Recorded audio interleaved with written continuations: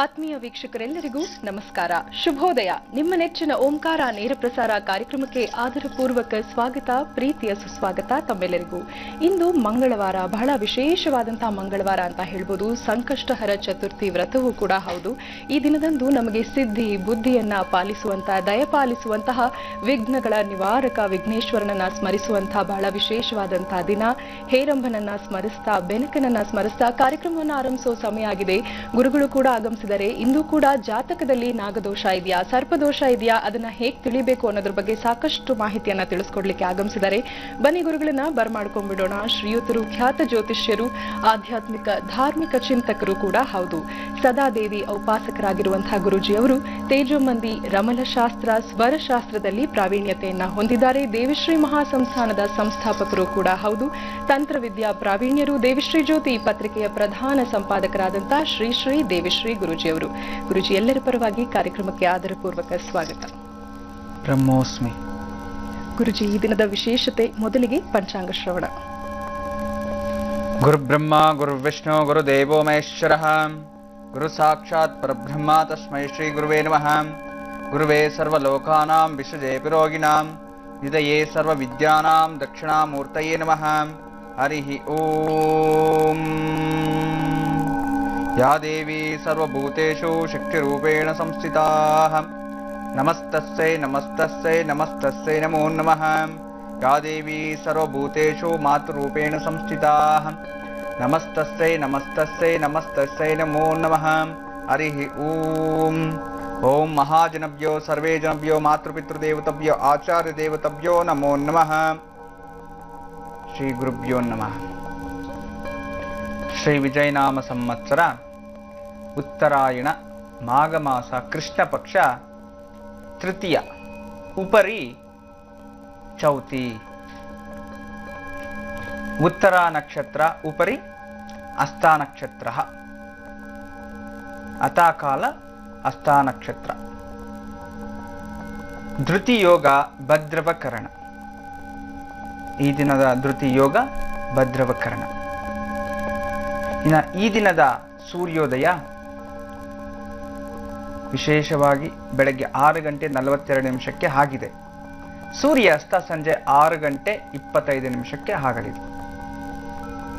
ಇನ್ನು ಈ ದಿನದ ಸೂರ್ಯೋದಯದ ಕಾಲಮಾನದ ಪ್ರಕಾರವಾಗಿ ಮಂಗಳವಾರ ಮಧ್ಯಾಹ್ನ 3ರಿಂದ 4:15 ರಾಹುಕಾಲ ಇರಬೇಕು. ಆದರೆ ಈ ದಿನ 3:30ರಿಂದ ಪ್ರಾರಂಭ ಆಗಿ 5 ಗಂಟೆಯ ತನಕ ರಾಹುಕಾಲ ಇರತಕ್ಕಂಥದ್ದು. ಇನ್ನು ಈ ದಿನದ ಶುಭ ಮುಹೂರ್ತ ಅಭಿಜಿತ್ ಮುಹೂರ್ತ 12:10ರಿಂದ 1 ಗಂಟೆಯ ತನಕ ಇರತಕ್ಕಂಥ ಸುಮಾರು 50 ನಿಮಿಷಗಳ ಕಾಲ ಅಭಿಜಿತ್ ಲಗ್ನ ಇದೆ. ತುಂಬ ವಿಶೇಷವಾದ ಮುಹೂರ್ತ. ತಾವೆಲ್ಲವನ್ನ ಫಾಲೋ ಮಾಡ್ಕೋಬೋದು. ಒಳ್ಳೆಯ ವಿಚಾರಗಳನ್ನು ಆ ಸಮಯದಲ್ಲಿ ಮಾಡ್ಬೋದು. ಇನ್ನು ಈ ದಿನದ ದುರ್ಮುಹೂರ್ತ ಬೆಳಗ್ಗೆ 9:30ರಿಂದ 10:30. ಈ ಸಮಯದಲ್ಲಿ ಯಾವುದೇ ಶುಭ ಸಮಾರಂಭಗಳು, ಪ್ರಯಾಣ ಇಂಥದ್ದು ಯಾವುದು ಕೂಡದು, ಎಚ್ಚರಿಕೆ ವಹಿಸಬೇಕು. ಇನ್ನು ವಿಶೇಷವಾಗಿ ದಿನ ಸಂಕಷ್ಟಹರ ಚೌತಿ. ಸಕಲ ಕಷ್ಟಗಳನ್ನು ಹರ ಮಾಡತಕ್ಕಂಥ, ಹರಣ ಅಂತಂದ್ರೆ ಕೊನೆ ಮಾಡತಕ್ಕಂಥ ಚೌತಿಯ ದಿನ ಮಹಾಗಣಪತಿಯನ್ನ ಸ್ಮರಣೆ ಮಾಡ್ಕೊಂಡು ಈ ದಿನ ನಿಮಗೆ ವಿದ್ಯಾ, ಸಕಲ ವಿದ್ಯಾ ಅಧಿಪತಿ, ಪ್ರಪ್ರಥಮ ಪೂಜೆಯ ಅಧಿಪತಿ ಮಹಾಗಣಪತಿಯನ್ನು ಪ್ರಾರ್ಥನೆ ಮಾಡ್ತಾ ವಿದ್ಯಾ ಚಕ್ರದ ದರ್ಶನ, ವಿದ್ಯಾ ಮಂತ್ರದ ಪ್ರಾರ್ಥನೆ ನಿಮ್ಮೊಂದಿಗೆ ಈಗ.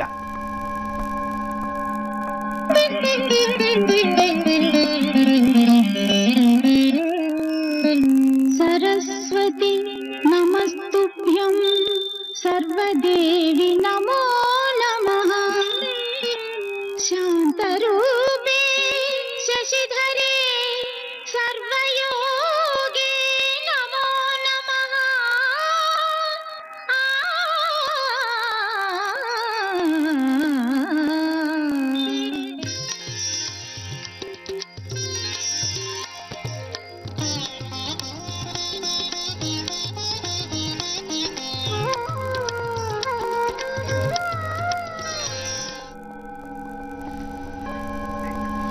ವೀಕ್ಷಕರೇ, ವಿದ್ಯಾಚಕ್ರದ ದರ್ಶನವನ್ನ ನಾವು ಮಾಡಿದ್ವಿ. ಇನ್ನು ಸರಸ್ವತಿ ಪ್ರಾರ್ಥನೆಯಿಂದ ಕೂಡ ಈ ಒಂದು ಕಾರ್ಯಕ್ರಮವನ್ನು ನಾವೀಗ ಮುಂದುವರಿಸುವ ಸಮಯ ಆಗಿದೆ. ಪ್ರತಿನಿತ್ಯವೂ ಕೂಡ ವಾರ ಪೂರ್ತಿ ಈ ಒಂದು ವಿದ್ಯಾಚಕ್ರದ ದರ್ಶನವನ್ನ ನಿಮಗಾಗಿ ನಾವು ವ್ಯವಸ್ಥೆ ಮಾಡ್ತಾ ಇದ್ವಿ. ಪ್ರತಿನಿತ್ಯವೂ ನೀವು ಇದನ್ನ ವೀಕ್ಷಿಸಬಹುದು ಅಂತ ಹೇಳ್ತಾ, ಈಗ ದ್ವಾದಶ ರಾಶಿಗಳ ಗೋಚಾರ ಫಲ ಈ ದಿನ ಹೇಗಿದೆ ಅನ್ನೋದನ್ನ ಗುರುಜಿ ಅವರಿಂದ ತಿಳ್ಕೊಳ್ಳೋಣ. ಗುರುಜಿ, ಚಂದ್ರ ಈ ದಿನ ಹಸ್ತ ನಕ್ಷತ್ರದಲ್ಲಿ ಪ್ರಸ್ತುತಕ್ಕಿರ್ತಕ್ಕಂಥದ್ದು. ಹಸ್ತ ನಕ್ಷತ್ರದಲ್ಲಿ ಚಂದ್ರನಿರಬೇಕಾದ್ರೆ ಯಾವ ಯಾವ ರಾಶಿಯವರಿಗೆ ಏನು ಫಲ? ಮೊದಲಿಗೆ ಮೇಷರಾಶಿ.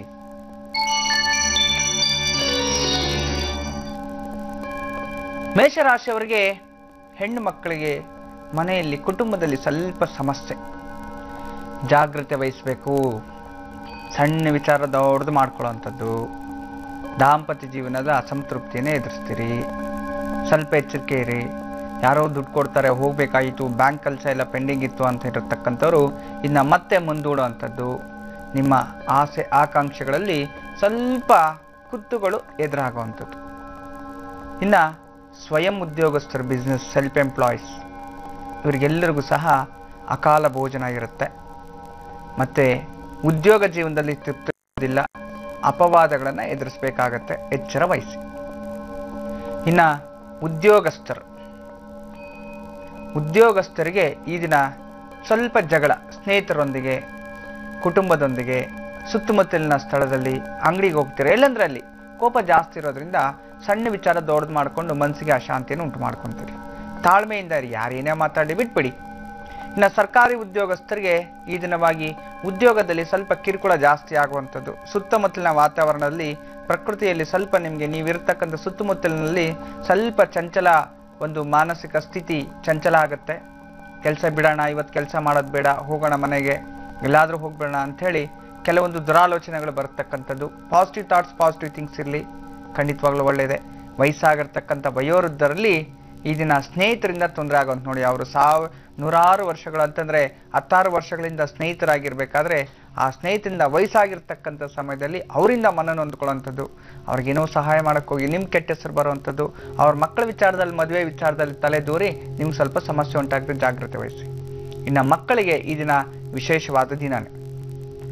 ಮಕ್ಕಳಿಗೆ ಇದನ್ನೆಲ್ಲಾದರೂ ದೂರದ ಪ್ರಯಾಣ ಸಂಭವ, ದಿಢೀರಂತ, ಮತ್ತು ಇಷ್ಟ ವಸ್ತು ಖರೀದಿ ಮಾಡುವಂಥದ್ದು, ಶುಭ ಸಮಾರಂಭಗಳಿಗೆ ಹೋಗಿ ಬರುವಂಥದ್ದು, ದೇವಸ್ಥಾನಕ್ಕೆ ಹೋಗಿ ಬರುವಂಥದ್ದು, ಈ ದಿನ ಸಂಜೆ ಎಲ್ಲವೂ ಒಳ್ಳೆಯದೇ ಆಗಿದೆ. ಈ ದಿನ ಮತ್ತಷ್ಟು ಶುಭ ಫಲಗಳಿಗೋಸ್ಕರ, ಎಲ್ಲ ರೀತಿಯ ಅನುಕೂಲಕ್ಕೋಸ್ಕರ ಈ ದಿನ ಗುರುಗಳ ಪ್ರಾರ್ಥನೆ, ಗುರುವಿನ ಅಷ್ಟೋತ್ರ, ಗುರು ದರ್ಶನದಿಂದ ನಿಮ್ಮ ಜೀವನದಲ್ಲಿ ಈ ದಿನ ಎಲ್ಲವೂ ಶುಭ ಫಲಗಳೇ ಅನುಕೂಲ ಆಗುತ್ತೆ. ಇದೀಗ ವೃಷಭ ರಾಶಿ.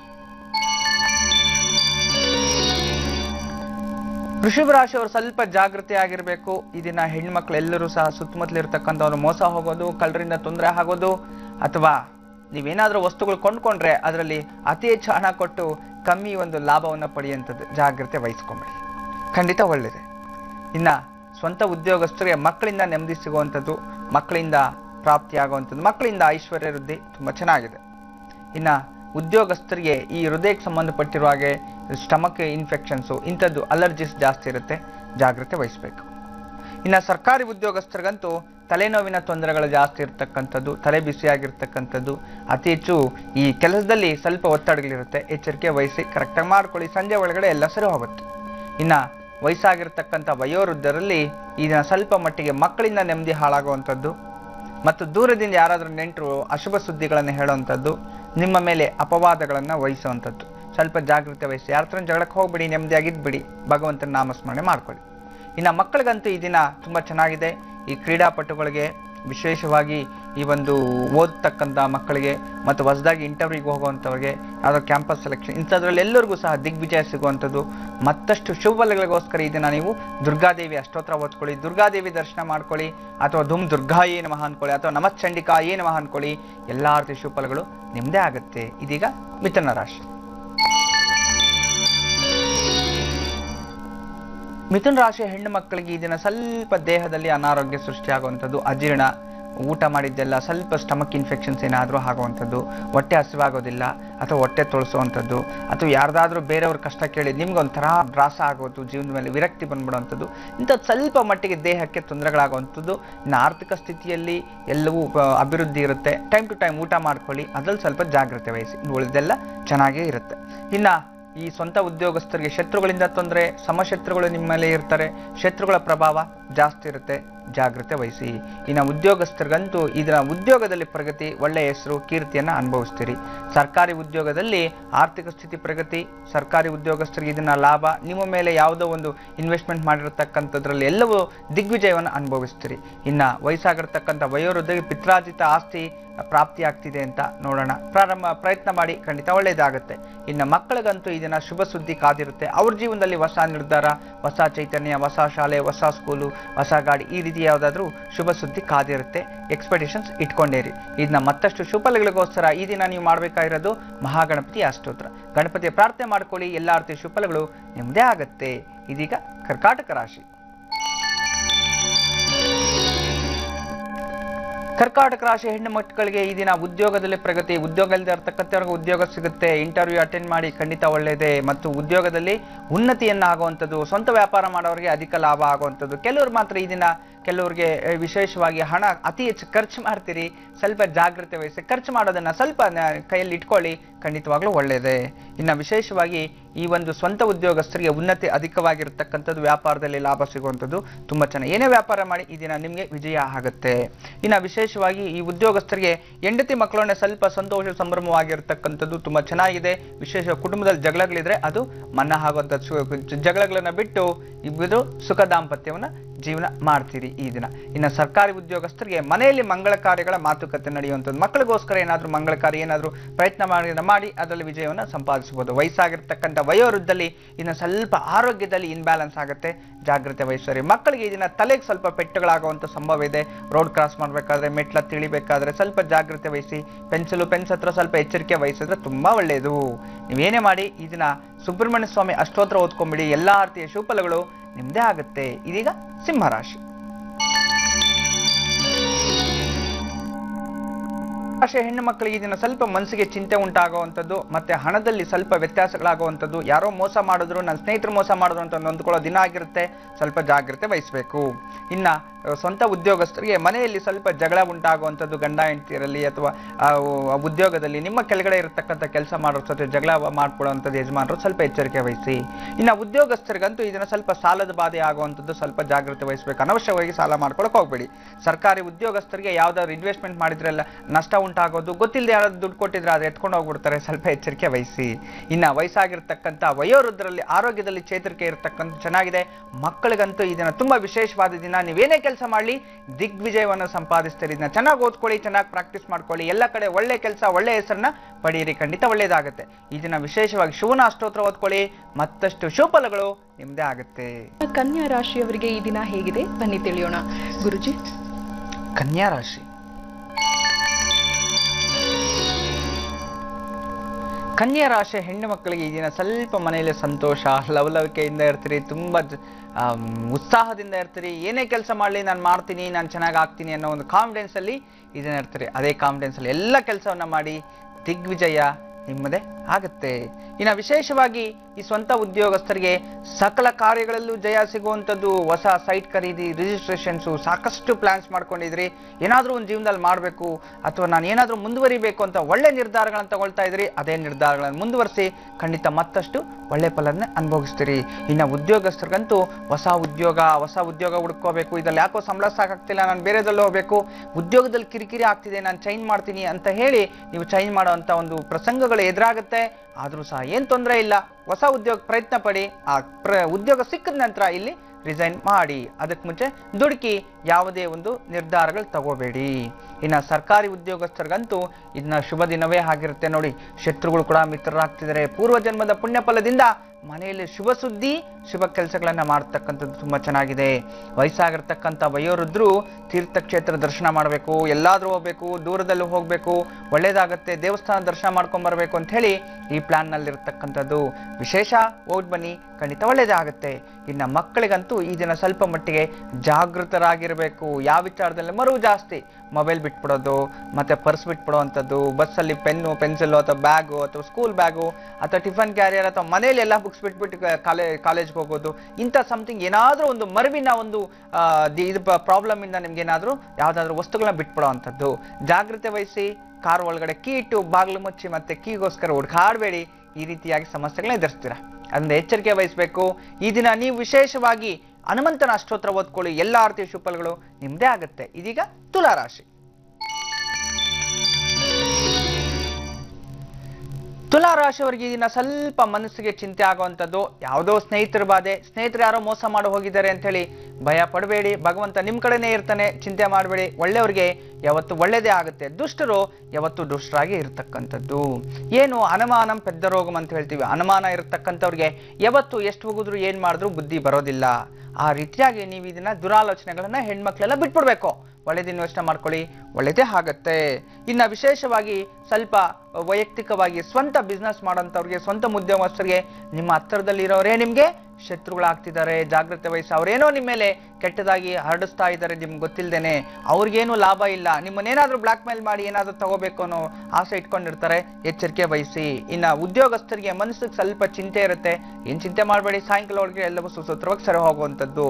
ಇನ್ನ ಸರ್ಕಾರಿ ಉದ್ಯೋಗಸ್ಥರಿಗೆ ಉದ್ಯೋಗದಲ್ಲಿ ಪ್ರಗತಿ ಇರತಕ್ಕಂಥದ್ದು. ಹಿರಿಯ ವ್ಯಕ್ತಿಗಳಿಂದ ಸ್ವಲ್ಪ ಕಿರುಕುಳ ಆದ್ರೂ ಸಹ ಒಳ್ಳೆ ಹೆಸರನ್ನ ಸಂಪಾದನೆ ಮಾಡ್ತೀರಿ, ಒಳ್ಳೇದೇ ಆಗುತ್ತೆ. ಕಷ್ಟಪಡಿ, ಖಂಡಿತವಾಗ್ಲೂ ಒಳ್ಳೇದೇ. ಇನ್ನು ವಯಸ್ಸಾಗಿರ್ತಕ್ಕಂಥ ವಯೋವೃದ್ಧರ ಆರೋಗ್ಯದಲ್ಲಿ ಚೇತರಿಕೆ, ಬಂಧು ಮಿತ್ರರ ಆಗಮನ ತುಂಬಾ ಚೆನ್ನಾಗಿರ್ತಕ್ಕಂಥದ್ದು. ಮಕ್ಕಳಿಗಂತೂ ಇದನ್ನ ಶುಭ ಸುದ್ದಿ. ಇಷ್ಟ ವಸ್ತು ಖರೀದಿ ಅಂತ ಹೇಳ್ತಿದೆ, ತುಂಬಾ ಚೆನ್ನಾಗಿದೆ. ಇದನ್ನ ಏನಾದ್ರೂ ಮಾಡಿ ಓದ್ಕೊಳ್ಳಿ. ಯಾವ್ದಾದ್ರು ಇಂಟ್ರೆಸ್ಟ್ ಇದೆ ಒಂದು ಹೋಗ್ಬಿಟ್ಟು ಬನ್ನಿ. ಯಾವ್ದಾದ್ರು ಕೊಂಡ್ಕೋಬೇಕಾದ್ರೆ ಕೊಂಡ್ಕೊಳ್ಳಿ, ಖಂಡಿತ ಶುಭ ಫಲಗಳನ್ನ ನೀವು ಅನುಭವಿಸ್ತೀರಿ. ಇನ್ನ ಮತ್ತಷ್ಟು ವಿಶೇಷ ಫಲಗಳಿಗೋಸ್ಕರ ನೀವು ಮಾಡ್ಬೇಕಾಗಿರೋದು ಮಹಾಲಕ್ಷ್ಮಿ ಅಷ್ಟೋತ್ರವನ್ನು ಓದ್ಕೊಳ್ಳಿ ಮತ್ತು ಗಣಪತಿಯನ್ನ ಪ್ರಾರ್ಥನೆ ಮಾಡ್ಕೊಳ್ಳಿ. ಎಲ್ಲಾ ರೀತಿಯ ಶುಭ ಫಲಗಳು ನಿಮ್ದೇ ಆಗುತ್ತೆ. ಇದೀಗ ವೃಶ್ಚಿಕ ರಾಶಿ. ವೃಶ್ಚಿಕ ರಾಶಿಯವರಿಗೆ ಹೆಣ್ಣು ಮಕ್ಕಳಿಗೆ ಕುಟುಂಬದಲ್ಲಿ ಸೌಖ್ಯ, ಗಂಡ ಹೆಂಡರಲ್ಲಿ ಪ್ರೀತಿ, ಪ್ರೇಮ, ವಿಶ್ವಾಸ ಇಂಥದ್ದು ತುಂಬಾ ಚೆನ್ನಾಗಿರ್ತಕ್ಕಂಥದ್ದು. ಹೆಣ್ಣು ಮಕ್ಕಳಿಗೆ ಹೊಸದಾಗಿ ಈ ದಿನ ಪ್ರಪೋಸಲ್ಸ್ ಜಾಸ್ತಿ ಬರ್ತಕ್ಕಂಥದ್ದು. ಯಾರೋ ನನ್ನ ಪ್ರೀತಿ ಮಾಡ್ತಿದ್ರೆ ಅಥವಾ ನಾನು ಯಾರನ್ನೋ ಪ್ರೀತಿ ಮಾಡಬೇಕು ಅಂತೇಳಿ ಈ ದಿನ ಸ್ವಲ್ಪ ಮಟ್ಟಿಗೆ ಯೋಚನೆ ಮಾಡೋಂಥದ್ದು. ಆದರೆ ಪ್ರೀತಿಯಲ್ಲೇ ಮಗ್ನನಾಗಿರ್ತೀರಿ. ಅದು ತಂದೆ ಮೇಲೆ ಆಗ್ಬೋದು, ತಾಯಿ ಮೇಲೆ ಆಗ್ಬೋದು, ಅಣ್ಣ ತಮ್ಮಂದ್ರ ಮೇಲೆ ಆಗ್ಬೋದು, ನಿಮ್ಮ ಮಕ್ಕಳ ಮೇಲೆ ಆಗ್ಬೋದು. ಪ್ರೀತಿ ವಿಶ್ವಾಸದಿಂದ ಇರತಕ್ಕಂಥ ದಿನ ಈ ದಿನ. ತುಂಬಾ ಸಂತೋಷವಾಗಿರ್ತೀರಿ. ಅದೇ ಸಂತೋಷದಲ್ಲಿರಿ. ಆದ್ರೆ ಆರ್ಥಿಕತೆಯಲ್ಲಿ ಮಾತ್ರ ಸ್ವಲ್ಪ ದುಃಖ ಪ್ರಾಪ್ತಿ ಆಗುತ್ತೆ.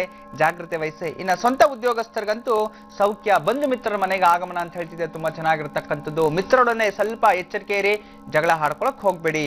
ಇನ್ನ ಉದ್ಯೋಗಸ್ಥರಲ್ಲಿ ಉದ್ಯೋಗದಲ್ಲಿ ಪ್ರಗತಿ ಆಗುವಂಥದ್ದು. ಹೊಸ ವಸ್ತು ಖರೀದಿ ಅಂತೇಳಿ ನೋಡಿ, ವಾಹನ ಇಂಥದ್ದು ಏನಾದ್ರು ತಗೋಬೇಕು, ಹೊಸ ಪ್ಲಾನ್ ಮಾಡ್ತಿದ್ರಿ, ಆದ್ರೆ ಸ್ವಲ್ಪ ಜಾಗೃತಿ ಇರಿ. ಸಾಲ ಮಾಡೋ ಪರಿಸ್ಥಿತಿ ಬರುತ್ತೆ. ಅವಶ್ಯಕ ತಕ್ಕಂತೆ ಸಾಲ ಮಾಡಿ, ಅನವಶ್ಯಕವಾಗಿ ಸಾಲ ಮಾಡ್ಕೊಳಕ್ ಹೋಗ್ಬೇಡಿ ಜೀವನದಲ್ಲಿ. ಮತ್ತೆ ಸರ್ಕಾರಿ ಉದ್ಯೋಗಸ್ಥರಿಗಂತೂ ಈ ದಿನ ಶುಭ ದಿನವೇ ಆಗಿರುತ್ತೆ. ಈ ದಿನ ಏನೇ ಕೆಲಸ ಮಾಡಿ ದಿಗ್ವಿಜಯ ಆಗುತ್ತೆ. ನಿಮ್ಮ ಮೇಲೆ ಇರತಕ್ಕಂಥ ಅಪಮಾನ ಅಪವಾದಗಳು ಎಲ್ಲವೂ ಸಹ ಶಮನ ಆಗುವಂಥದ್ದು. ಒಳ್ಳೆಯ ಹೆಸರು ಕೀರ್ತಿಯನ್ನ ಪಡೆಯುವಂಥ ದಿನ ಆಗಿದೆ. ವಯಸ್ಸಾಗಿರ್ತಕ್ಕಂಥ ವಯೋವೃದ್ಧರಿಗೆ ಈ ದಿನ ವಿಶೇಷವಾಗಿ ಪಿತೃಗಳ ಅನುಗ್ರಹ ಸಿಗುವಂಥದ್ದು. ಬಂಧು ಮಿತ್ರರು ನಿಮಗೆ ಪ್ರಶಂಸೆ ಕೊಡುವಂಥದ್ದು, ನಾವಿದ್ದೀವಿ ಅಂತ ಧೈರ್ಯ ಹೇಳುವಂಥದ್ದು. ಬಂಧು ಮಿತ್ರರೊಡನೆ ಸಂಪರ್ಕವನ್ನ ಬೆಳೆಯುವಂಥದ್ದು. ಸುಮಾರು ವರ್ಷಗಳಾಗುತ್ತೆ ಸಂಪರ್ಕ ಕಟ್ಟಾಗಿ. ಆ ಸಂಪರ್ಕ ನಿಮ್ಮ ಜೊತೆ ಬೆಳೆಯುವಂಥದ್ದು ತುಂಬಾ ಚೆನ್ನಾಗಿರುತ್ತೆ. ಇನ್ನ ಮಕ್ಕಳಿಗಂತೂ ಈ ದಿನ ಸ್ವಲ್ಪ ಮಟ್ಟಿಗೆ ಜಾಗೃತಿ ಆಗಿರಬೇಕು. ವಾಹನಗಳಿಂದ ತೊಂದರೆಗಳಾಗುವಂಥದ್ದು. ಸ್ವಲ್ಪ ಎಚ್ಚರಿಕೆ ವಹಿಸಿ. ರ್ಯಾಶ್ ಡ್ರೈವ್ ಮತ್ತೊಂದು ಮಾಡಕ್ ಹೋಗ್ಬೇಡಿ. ಈಸಿ ಡ್ರೈವ್ ತಗೊಳ್ಳಿ. ಯಾರ ಜೊತೆ ಹೋಗ್ಬೇಕಾದ್ರೂ ಸ್ವಲ್ಪ ಜಾಗೃತಿಯಿಂದ ಹೋಗಿ. ಬಸ್ಗಳ ಹತ್ರ, ಬಸ್ ಸ್ಟ್ಯಾಂಡ್ ಅಲ್ಲಾಗ್ರಿ, ರೋಡ್ ಜಂಪ್ ಮಾಡ್ಬೇಕಾದ್ರೆ ಮೊಬೈಲ್ ಮಾತಾಡ್ಕೊಂಡು ಎಲ್ಲೋ ಗಮನ ಇಟ್ಕೊಂಡು ಜಂಪ್ ಮಾಡಕ್ ಹೋಗ್ಬೇಡಿ. ನಿಮ್ಮಿಂದ ಬೇರೆಯವ್ರಿಗೂ ಅನಾಹುತ, ಬೇರೆಯವರಿಂದ ನಿಮ್ಮ ಮೇಲೇನೋ ಅನಾಹುತ. ನಿಮ್ಮ ಮೇಲೆ ಸ್ಥಿತಿ ಪ್ರಜ್ಞೆ ನಿಮ್ಮ ಮೇಲೆ ಇರಲಿ. ಈ ದಿನ ವಿಶೇಷವಾಗಿ ಮೃತ್ಯುಂಜಯ ಮಂತ್ರ ಅಥವಾ ಶಿವನ ಅಷ್ಟೋತ್ರ ಓದ್ಕೊಳ್ಳಿ. ಎಲ್ಲಾ ರೀತಿಯ ಶುಭ ಫಲಗಳು ನಿಮ್ಮದೇ ಆಗುತ್ತೆ. ಇದೀಗ ಧನುರಾಶಿ.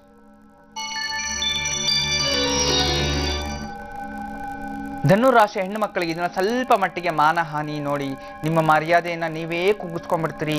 ಏನೋ ದುರಾಲೋಚನೆಗಳಿಂದ, ಯಾರ ಮೇಲೇನೋ ಅಪವಾದಗಳು ಸುಮ್ಮನೆ ಹೇಳೋದ್ರಿಂದ, ಮತ್ತೊಮ್ಮೆ ಯಾರ ಹತ್ರನೂ ಏನೋ ಹೇಳಕ್ ಹೋಗಿ ಸಿಕ್ಕಾಕೊಂಡು ಮತ್ತೆ ಅಲ್ಲಿ ಬಹಿರ್ಭಕವಾಗಿ ಅದು ಗೊತ್ತಾಗಿ ಮತ್ತೆ ನಿಮ್ಗೆ ಅವಮಾನ ಆಗುವಂಥದ್ದು.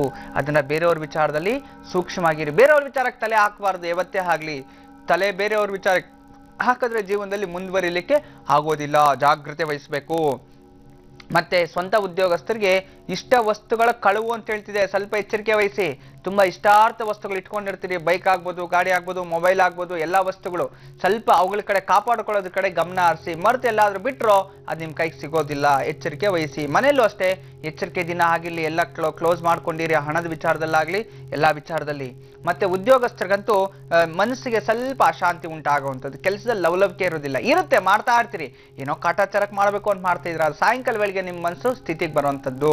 ಇನ್ನು ಸರ್ಕಾರಿ ಉದ್ಯೋಗಸ್ಥರಿಗಂತೂ ಈ ದಿನ ಶುಭ ದಿನವೇ ಆಗಿರುತ್ತೆ. ವಿಶೇಷವಾಗಿ ಒಳ್ಳೆ ಕೆಲಸಗಳನ್ನು ಮಾಡಬೇಕು, ಧಾರ್ಮಿಕ ಕೆಲಸಗಳನ್ನು ಮಾಡಬೇಕು ಅಂತ ಪ್ರಯತ್ನ ಮಾಡ್ತೀರಿ. ಖಂಡಿತವಾಗ್ಲೂ ಮಾಡಿ, ಒಳ್ಳೆಯದೇ ಆಗುತ್ತೆ. ಮಕ್ಕಳ ವಿಚಾರದಲ್ಲಿ ಸ್ವಲ್ಪ ಮಟ್ಟಿಗೆ ಈ ದಿನ ಹೊಟ್ಟೆಗೆ ಸಂಬಂಧಪಟ್ಟಿರೋ ತೊಂದರೆಗಳಾಗುವಂಥ ಇನ್ಫೆಕ್ಷನ್, ಡೈಜೆಷನ್ ಪ್ರಾಬ್ಲಮ್ ಆಗುವಂಥದ್ದು, ಸೋಂಬೇರಿತನ ಬರ್ತಕ್ಕಂಥದ್ದು, ಇದನ್ನು ಸ್ವಲ್ಪ ಮಟ್ಟಿಗೆ ಎಲ್ಲ ಕೆಲಸಗಳು ನಿಧಾನಕ್ಕೆ ಮಾಡುವಂಥದ್ದು, ಆನೆ ಥರ ಕದಲುವಂಥದ್ದು, ಸ್ವಲ್ಪ ಜಾಗ್ರತೆ ವಹಿಸಿ, ಸ್ವಲ್ಪ ಸ್ಪೀಡಾಗಿ, ಸೋಂಬೇರಿತನ ಬೇಡ, ಅತಿ ಹೆಚ್ಚು ನೀರು ಕುಡೀರಿ, ಟೈಮ್ ಟು ಟೈಮ್ ಊಟ ಮಾಡಿ, ಖಂಡಿತ ಒಳ್ಳೆಯದೇ ಆಗುತ್ತೆ. ಪ್ರತಿ ಕ್ಷಣವೂ ಸಹ ದುರ್ಗಾದೇವಿಯ ಸ್ತೋತ್ರ, ದುರ್ಗಾದೇವಿಯ ನಾಮಸ್ಮರಣ ಅಥವಾ ಸರಸ್ವತಿಯ ನಾಮಸ್ಮರಣೆಯಿಂದ ಎಲ್ಲ ರೀತಿಯ ಶುಭಫಲಗಳು ನಿಮ್ಮದೇ ಆಗತ್ತೆ. ಇದೀಗ ಮಕರ ರಾಶಿ. ಮಕರ ರಾಶಿ ಹೆಣ್ಣು ಮಕ್ಕಳಿಗಂತೂ ಸಕಲ ಕಾರ್ಯ ಸಿದ್ಧಿ, ತುಂಬಾ ಚೆನ್ನಾಗಿರ್ತಕ್ಕಂಥದ್ದು, ಕಾರ್ಯಸಿದ್ಧಿ ಆಗುವಂಥದ್ದು. ನೋಡಿ, ನೀವೇನೇ ಕೆಲಸ ಮಾಡಿ ದಿಗ್ವಿಜಯವನ್ನ ಸಂಪಾದಿಸ್ತೀರಿ. ಈ ದಿನ ಅಂದುಕೊಂಡ ಕೆಲಸ ಕಾರ್ಯಗಳಲ್ಲಿ ವಿಜಯವನ್ನ ಪಡಿತೀರಾ. ಮತ್ತೆ ಸ್ನೇಹಿತರಿಂದ ಸಪೋರ್ಟ್ ಸಿಗುವಂಥದ್ದು ತುಂಬಾ ಚೆನ್ನಾಗಿದೆ. ತುಂಬಾ ಮನನೊಂದು ಬಿಟ್ಟಿದ್ರಿ ಯಾವುದೋ ಕೆಲವೊಂದು ವಿಚಾರಗಳಲ್ಲಿ, ಯಾರೋ ಮೋಸ ಮಾಡಿದ್ರು, ದುಡ್ಡು ಎತ್ಕೊಂಡು ಹೋಗ್ಬಿಟ್ರು, ಕಳ್ಳರು ಇದಾಯ್ತು, ಅವರು ವಂಚನೆ ಮಾಡಿದ್ರು, ಇವರು ವಂಚನೆ ಮಾಡಿದ್ರು. ಆದ್ರೆ ಮತ್ತೊಬ್ಬರು ಸ್ನೇಹಿತರು ಬಂದು ನಿನಗೆ ಧೈರ್ಯವನ್ನು ತುಂಬುತ್ತಾರೆ, ಒಳ್ಳೆಯದೇ ಆಗುತ್ತೆ. ಮತ್ತೆ ವ್ಯಾಪಾರಸ್ಥರಿಗೆ ವ್ಯಾಪಾರದಲ್ಲಿ ಲಾಭ, ಸ್ವಂತ ಬಿಸ್ನೆಸ್ ಮಾಡೋರಿಗೆ ನೀವೇನೇ ಇನ್ವೆಸ್ಟ್ಮೆಂಟ್ ಮಾಡಿ ಅದು ದಿಗ್ವಿಜಯವಾಗಿ ಲಾಭ ಸಿಗುವಂಥದ್ದು ತುಂಬಾ ಚೆನ್ನಾಗಿರ್ತಕ್ಕಂಥದ್ದು. ಆದ್ರೆ ಸ್ವಲ್ಪ ಮಟ್ಟಿಗೆ ಯಾಕೋ ಮನ್ಸಿಗೆ ಚಿಂತೆ ಮಾಡ್ಕೊಂಡಿದ್ರಿ, ಅವ್ರಿಗೆ ನೀವು ಸ್ಪಂದಿಸ್ತಾ ಇಲ್ಲ, ಅಥವಾ ಅವ್ರು ನನಗೆ ಸ್ಪಂದಿಸ್ತಾ ಇಲ್ವೋ, ನಾನು ಅವ್ರು ದುಡ್ಡು ಕೊಟ್ಬಿಟ್ನಲ್ಲ ಈಗಾಯ್ತಲ್ಲ ಅಂತ. ಆದ್ರೆ ಬೇರೆ ವಿಧಾನದಲ್ಲಿ ಅವ್ರು ನಿಮ್ಗೆ ತುಂಬಾ ಒಳ್ಳೇದು ಮಾಡ್ತಾ ಇದ್ರೆ ಅದು ನೀವು ತಿಳ್ಕೊಳ್ತಾ ಇಲ್ಲ. ಅದ್ರ ಬಗ್ಗೆ ಯೋಚನೆ ಮಾಡಿ, ಖಂಡಿತವಾಗ್ಲೂ ಒಳ್ಳೇದೇ ಆಗುತ್ತೆ. ಇನ್ನ ಮನೆಯಲ್ಲಿ ವಿಶೇಷವಾಗಿ ಶುಭ ಸುದ್ದಿ ಇರ್ತಕ್ಕಂಥದ್ದು ಚೆನ್ನಾಗಿದೆ. ಇನ್ನ ಉದ್ಯೋಗಸ್ಥರಿಗಂತೂ ಈ ದಿನ ಹೊಸ ಉದ್ಯೋಗ ಪ್ರಗತಿ, ಉದ್ಯೋಗದಲ್ಲಿ ಪ್ರಾಪ್ತಿ ಆಗುವಂಥದ್ದು, ಈ ದಿನ ಉದ್ಯೋಗ ಇಲ್ದಿರ್ತವ್ರಿಗೆ ಉದ್ಯೋಗ ಸಿಗುವಂಥದ್ದು, ಮದುವೆ ಆಗದೆ ಇರ್ತಕ್ಕಂಥಗೆ ಕಂಕಣ ಬಲ ಕೂಡಿ ಬರ್ತಿದೆ, ಅದರ ಬಗ್ಗೆ ಪ್ರಯತ್ನಗಳನ್ನ ಮಾಡಿ, ಖಂಡಿತವಾಗ್ಲೂ ಒಳ್ಳೇದಾಗುವಂಥದ್ದು. ಇನ್ನ ವಿಶೇಷವಾಗಿ ಸರ್ಕಾರಿ ಉದ್ಯೋಗಸ್ಥರಿಗೆ ಉದ್ಯೋಗದಲ್ಲಿ ಪ್ರಗತಿ ಆಗುವಂಥದ್ದು, ಉನ್ನತ ಸ್ಥಾನಕ್ಕೆ ಹೋಗುವಂಥದ್ದು, ಉನ್ನತ ಅಧಿಕಾರಿಗಳನ್ನು ಭೇಟಿ ಆಗುವಂಥದ್ದು, ರಾಜದರ್ಶನ ಅಂತ ಹೇಳ್ತಿದ್ರೆ, ರಾಜದರ್ಶನ ಈಗಿನ ಕಾಲದಲ್ಲಿ ಅತಿ ಹೆಚ್ಚು ಉನ್ನತ ಸ್ಥಾನದಲ್ಲಿ ಇರ್ತಕ್ಕಂಥ ಅಧಿಕಾರಿಗಳು ಅವ್ರನ್ನ ಭೇಟಿಗಳಾಗುವಂಥದ್ದು ತುಂಬಾ ಚೆನ್ನಾಗಿರ್ತಕ್ಕಂಥದ್ದು. ಇನ್ನು ವಯಸ್ಸಾಗಿರ್ತಕ್ಕಂಥ ವಯೋವೃದ್ಧರಲ್ಲಿ ಪಿತ್ರಾರ್ಜಿತ ಆಸ್ತಿಯಲ್ಲಿ ಲಾಭ ಪಡೆಯುವಂಥದ್ದು, ಮಕ್ಕಳಿಂದ ಸಂತೋಷ, ಮಕ್ಕಳಿಂದ ಶುಭ. ಮನೆಯಲ್ಲಿ ಮಕ್ಕಳು ನಿಮ್ಗೆ ಏನಾದರೂ ಉಡುಗೊರೆಯನ್ನು ಕೊಡಬೇಕು ಅಂತ ಪ್ಲಾನ್ ಮಾಡ್ತಿದ್ರೆ ಖಂಡಿತ ಮಾಡ್ಕೊಳ್ಳಿ, ಒಳ್ಳೆಯದೇ. ಇನ್ನ ಸಣ್ಣ ಮಕ್ಕಳಿಗೆ ಮತ್ತು ಮಧ್ಯಮ ಮಕ್ಕಳಿಗೆ, ವಿಶೇಷವಾಗಿ ಮಕ್ಕಳಿಗೆಲ್ಲವೂ ಸಹ ಇದನ್ನ ಶುಭ ಸುದ್ದಿ ಆಗಿರ್ತಕ್ಕಂಥದ್ದು ತುಂಬಾ ಚೆನ್ನಾಗಿದೆ. ತುಂಬಾ ಕಷ್ಟಕರವಾದ ವಿಚಾರಗಳು ನನ್ನ ಜೀವನದಲ್ಲಿ ಮಾಡ್ತೀನೋ ಇಲ್ಲೋ ಅನ್ನೋರಿಗೆ ಇದನ್ನ ಮಾಡಿ ತೋರಿಸ್ತೀರಿ, ಅಷ್ಟು ಕಾನ್ಫಿಡೆನ್ಸ್ ಇರುತ್ತೆ. ಪ್ರಯತ್ನ ಪಡಿ, ಖಂಡಿತವಾಗ್ಲೂ ನಿಮ್ಗೆ ಇದನ್ನ ಏನೇ ಕೆಲಸ ಮಾಡಿದ್ರು ಶುಭ ಕಾಣ್ತೀರಾ. ಈ ದಿನ ವಿಶೇಷವಾಗಿ ನೀವು ಮಾಡಬೇಕಾಗಿರ್ತಕ್ಕಂಥದ್ದು ವಿಷ್ಣುವಿನ ಸ್ತೋತ್ರ, ಮಹಾವಿಷ್ಣುವಿಗೆ ತುಳಸಿ ಅರ್ಚನೆ ಮಾಡಿ, ಅಥವಾ ಓಂ ನಮೋ ನಾರಾಯಣಾಯ ಎಂಬ ಅಷ್ಟಾಕ್ಷರಿ ಮಂತ್ರವನ್ನು ಜಪ ಮಾಡಿ, ಎಲ್ಲಾ ರೀತಿ ಶುಭಫಲಗಳು ನಿಮ್ದೇ ಆಗತ್ತೆ. ವೀಕ್ಷಕರೇ, ಈ ವಾರ ಪೂರ್ತಿ ನಾವು ವಿದ್ಯಾಚಕ್ರದ ಒಂದು ದರ್ಶನವನ್ನ ಪಡಿಬಹುದು. ಸರಸ್ವತಿ ಪ್ರಾರ್ಥನೆಯೊಂದಿಗೆ ವಿದ್ಯಾಚಕ್ರವನ್ನ ನಾವು ದರ್ಶಿಸಬಹುದು. ಬೆಳಗ್ಗೆ ಓಂಕಾರ ನೇರ ಪ್ರಸಾರ ಕಾರ್ಯಕ್ರಮ ಶುರುವಾದ ಕ್ಷಣದಿಂದ ನೀವು ಈ ಒಂದು ವಿದ್ಯಾಚಕ್ರದ ದರ್ಶನವನ್ನ ಪಡಿಬಹುದು. ವಿದ್ಯಾರ್ಥಿಗಳಿಗೆ ವಿಶೇಷವಾದಂತಹ ಲಾಭವನ್ನ ತಂದುಕೊಡುತ್ತೆ, ಏಕಾಗ್ರತೆ ಹೆಚ್ಚಿಸುತ್ತೆ, ಸಕಲ ವಿಧವಾದಂತಹ ಸಿದ್ಧಿ ಬುದ್ಧಿಯನ್ನ ಇದು ದಯಪಾಲಿಸುತ್ತೆ ಅಂತ ಹೇಳ್ತಾ ನೇರ ಪ್ರಸಾರ ಕಾರ್ಯಕ್ರಮದಲ್ಲಿ ಈಗೊಂದು ಚಿಕ್ಕ ಬ್ರೇಕ್ ಆದ್ಮೇಲೆ ಉಳಿದ ರಾಶಿಯ ಫಲಾಫಲಗಳ ಬಗ್ಗೆ ಒಂದಿಷ್ಟು ಮಾಹಿತಿ. ಕುಂಭ ಹಾಗೂ ಮೀನ ರಾಶಿಯವರಿಗೆ ಈ ದಿನ ಹೇಗಿದೆ, ಬನ್ನಿ ಗುರುಜಿ ಅವರಿಂದ ಕೇಳಿ ತಿಳಿಯೋಣ. ಗುರುಜಿ, ಇದೀಗ ಕುಂಭರಾಶಿ.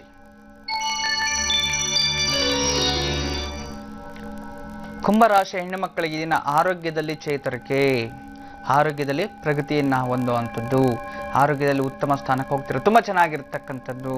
ಅದೇ ಆರ್ಥಿಕ ಸ್ಥಿತಿಯಲ್ಲೂ ಪ್ರಗತಿಯನ್ನ ಹೊಂದ್ತೀರಿ. ಇಷ್ಟಕಾಮ್ಯಾರ್ಥ ಸಿದ್ಧಿ ಅಂತ ಹೇಳ್ತಿದೆ.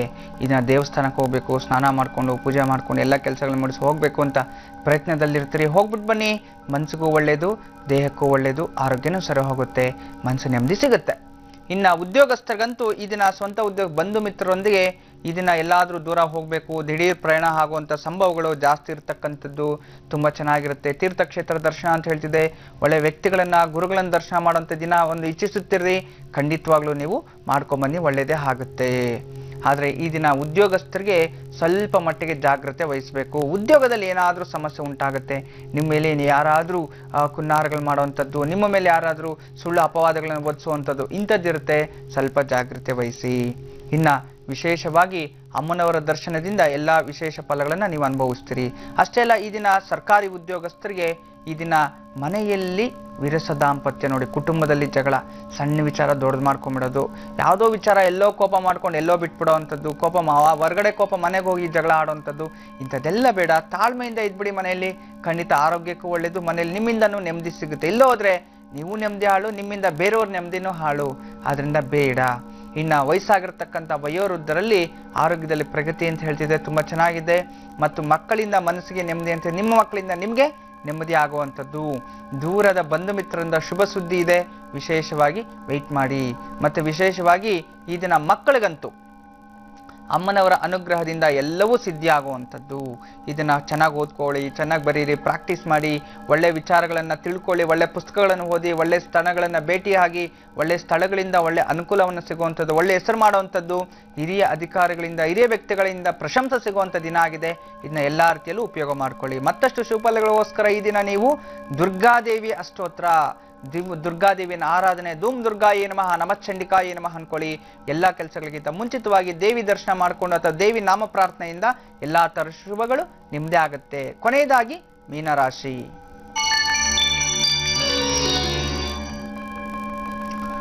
ಮೀನರಾಶಿಯವರಿಗೆ ಈ ದಿನ ವಿಶೇಷವಾಗಿ ಹೆಣ್ಣು ಮಕ್ಕಳಿಗೆ ಸಂತೋಷದ ವಾತಾವರಣ, ಸಂತೋಷ, ಮನಸ್ಸಿಗೆ ಸಂತೋಷ, ನೆಮ್ಮದಿ. ಏನೋ ಒಂದು ಸಾಧನೆ ಮಾಡಿದೆ, ಯಾರನ್ನೋ ಭೇಟಿಯಾಗಕ್ಕೆ ಹೋಗಿದೆ, ಸಿಗ್ಲಿಲ್ಲ, ಆದ್ರೆ ಇವತ್ತು ಸಿಗ್ಬೋದು ಅನ್ಕೊಂಡಿರ್ತಾರ, ಆದ್ರೂ ಇವತ್ತು ಸಿಗೋದು ಕಷ್ಟ.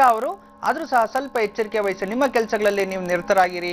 ಟೈಮ್ ಬಂದಾಗ ಹೋಗಿ ಭೇಟಿಯಾಗಿ, ಖಂಡಿತ ಒಳ್ಳೇದಾಗತ್ತೆ. ಇದನ್ನ ಆರೋಗ್ಯದಲ್ಲಿ ಪ್ರಗತಿ, ಮನೆಯಲ್ಲಿ ನೆಮ್ಮದಿ ವಾತಾವರಣ, ಯಾವುದಾದ್ರೂ ವ್ಯಕ್ತಿಗಳನ್ನ ದರ್ಶನ ಮಾಡುವಂಥದ್ದು, ಹೋಗಿ ಬರುವಂಥದ್ದು, ಸ್ನೇಹಿತರನ್ನ ಭೇಟಿ ಆಗುವಂಥದ್ದು, ದೇವಾಲಯ ದರ್ಶನ ತುಂಬಾ ಚೆನ್ನಾಗಿದೆ, ವಿಶೇಷವಾಗಿ ಉಪಯೋಗ ಮಾಡ್ಕೊಳ್ಳಿ.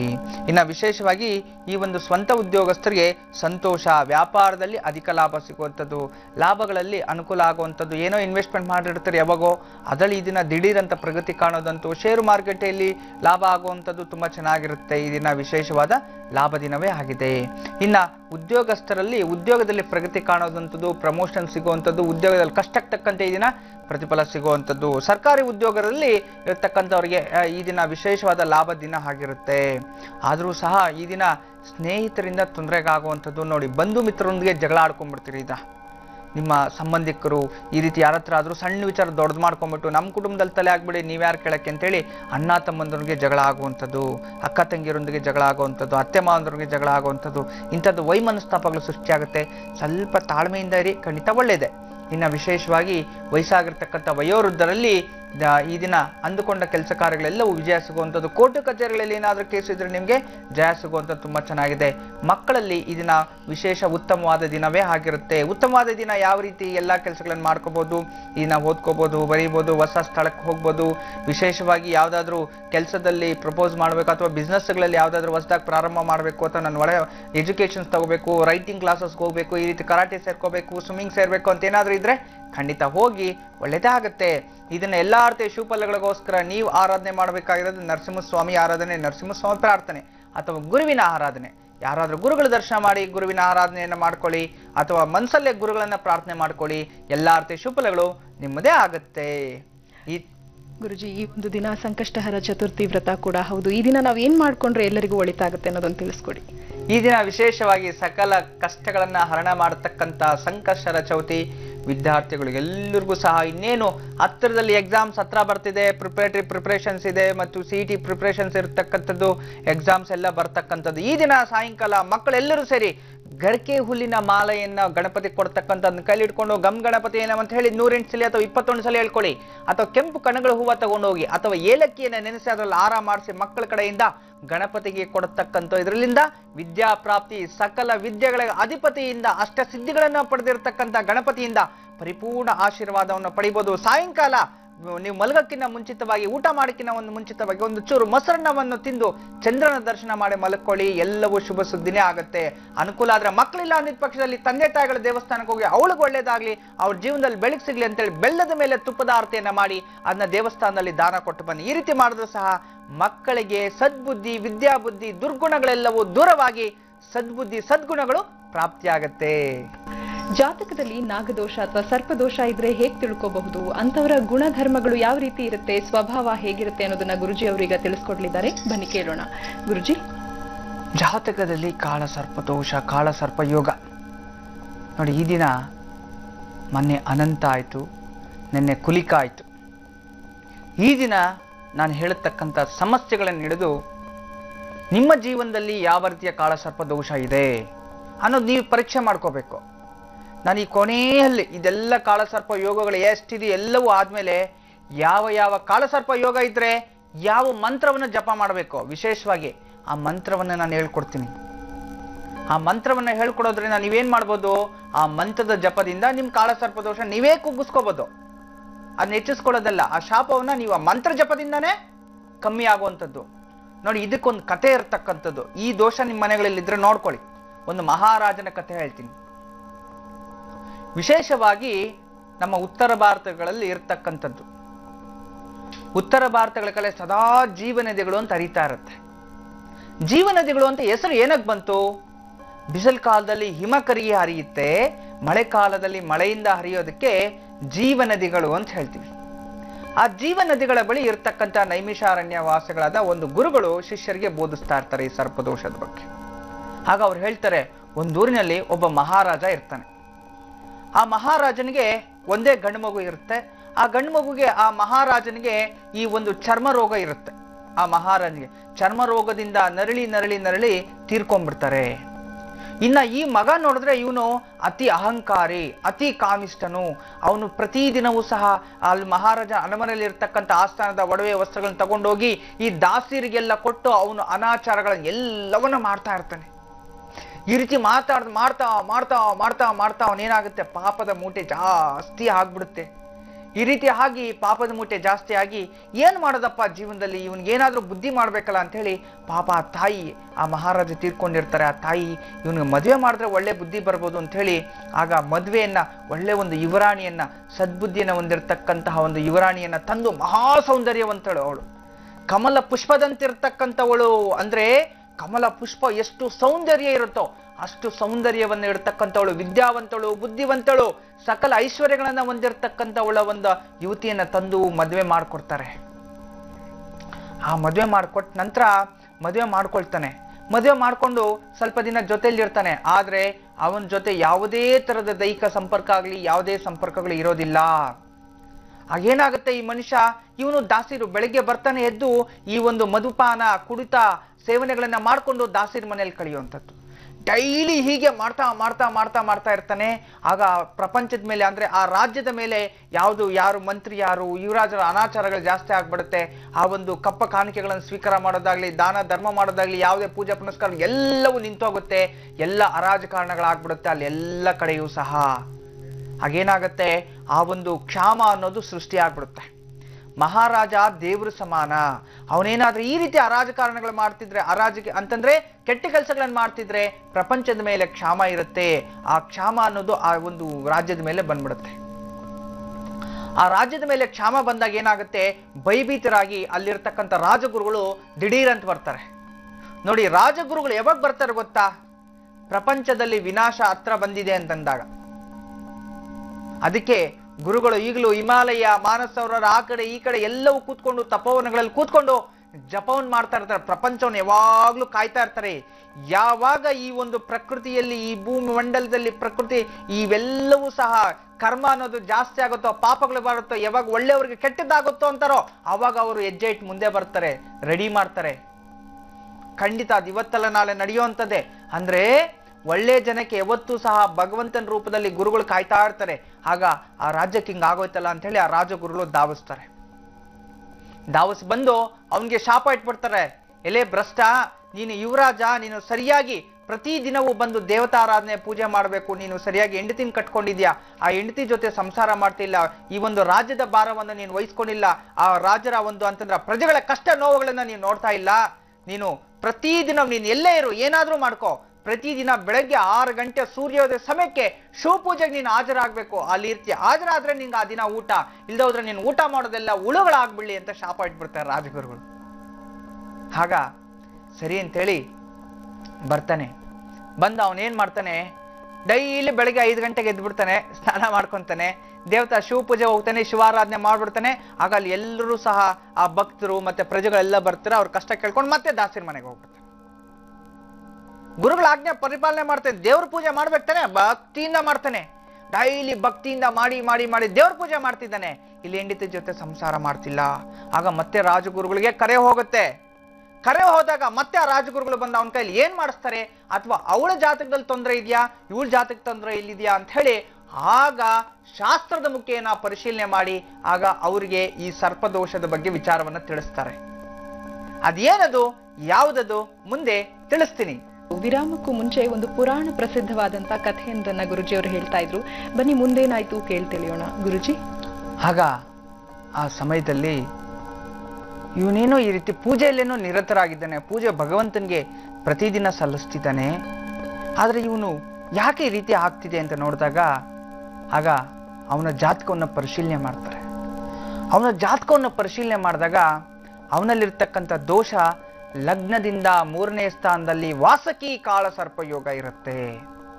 ಅಂದ್ರೆ ಯಾವುದೇ ಲಗ್ನದಲ್ಲಿ ಹುಟ್ಟಿರ್ಲಿ, ಅವನು ಲಗ್ನದಿಂದ 3ನೇ ಸ್ಥಾನದಲ್ಲಿ ರಾಹು ಇದ್ದಾಗ ವಾಸಕಿ ಕಾಳ ಸರ್ಪ ಯೋಗ. ಆ ವಾಸುಕಿ ಕಾಳ ಸರ್ಪ ಯೋಗವನ್ನು ನೋಡಿ ಅದು ಎಲ್ಲಿಂದ ಬಂದಿದೆ ಅಂತ ಅವನ್ನ ವೀಕ್ಷಣೆ ಮಾಡ್ತಾನೆ. ಆಗ ವಂಶದಿಂದ ಬಂದಿರತಕ್ಕಂಥದ್ದು, ಅಂದ್ರೆ ಹಿಂದೆ ತಂದೆಗೆ ಚರ್ಮರೋಗವಿತ್ತು, ಅವರು ಸಹ ಸಾಕಷ್ಟು ಚರ್ಮರೋಗದಿಂದ ನರಳಿ ಕೊನೆಗೆ ಭಗವಂತನ ದೈವಾಧೀನರಾದ್ರು. ಆ ಒಂದು ಕಾಳಸರ್ಪ ದೋಷ ಅನ್ನೋದು, ಯೋಗ ಅನ್ನೋದು ಇವ್ರ ಮೇಲೆ ಹಾಗೆ ಕ್ಯಾರಿ ಆಯ್ತು.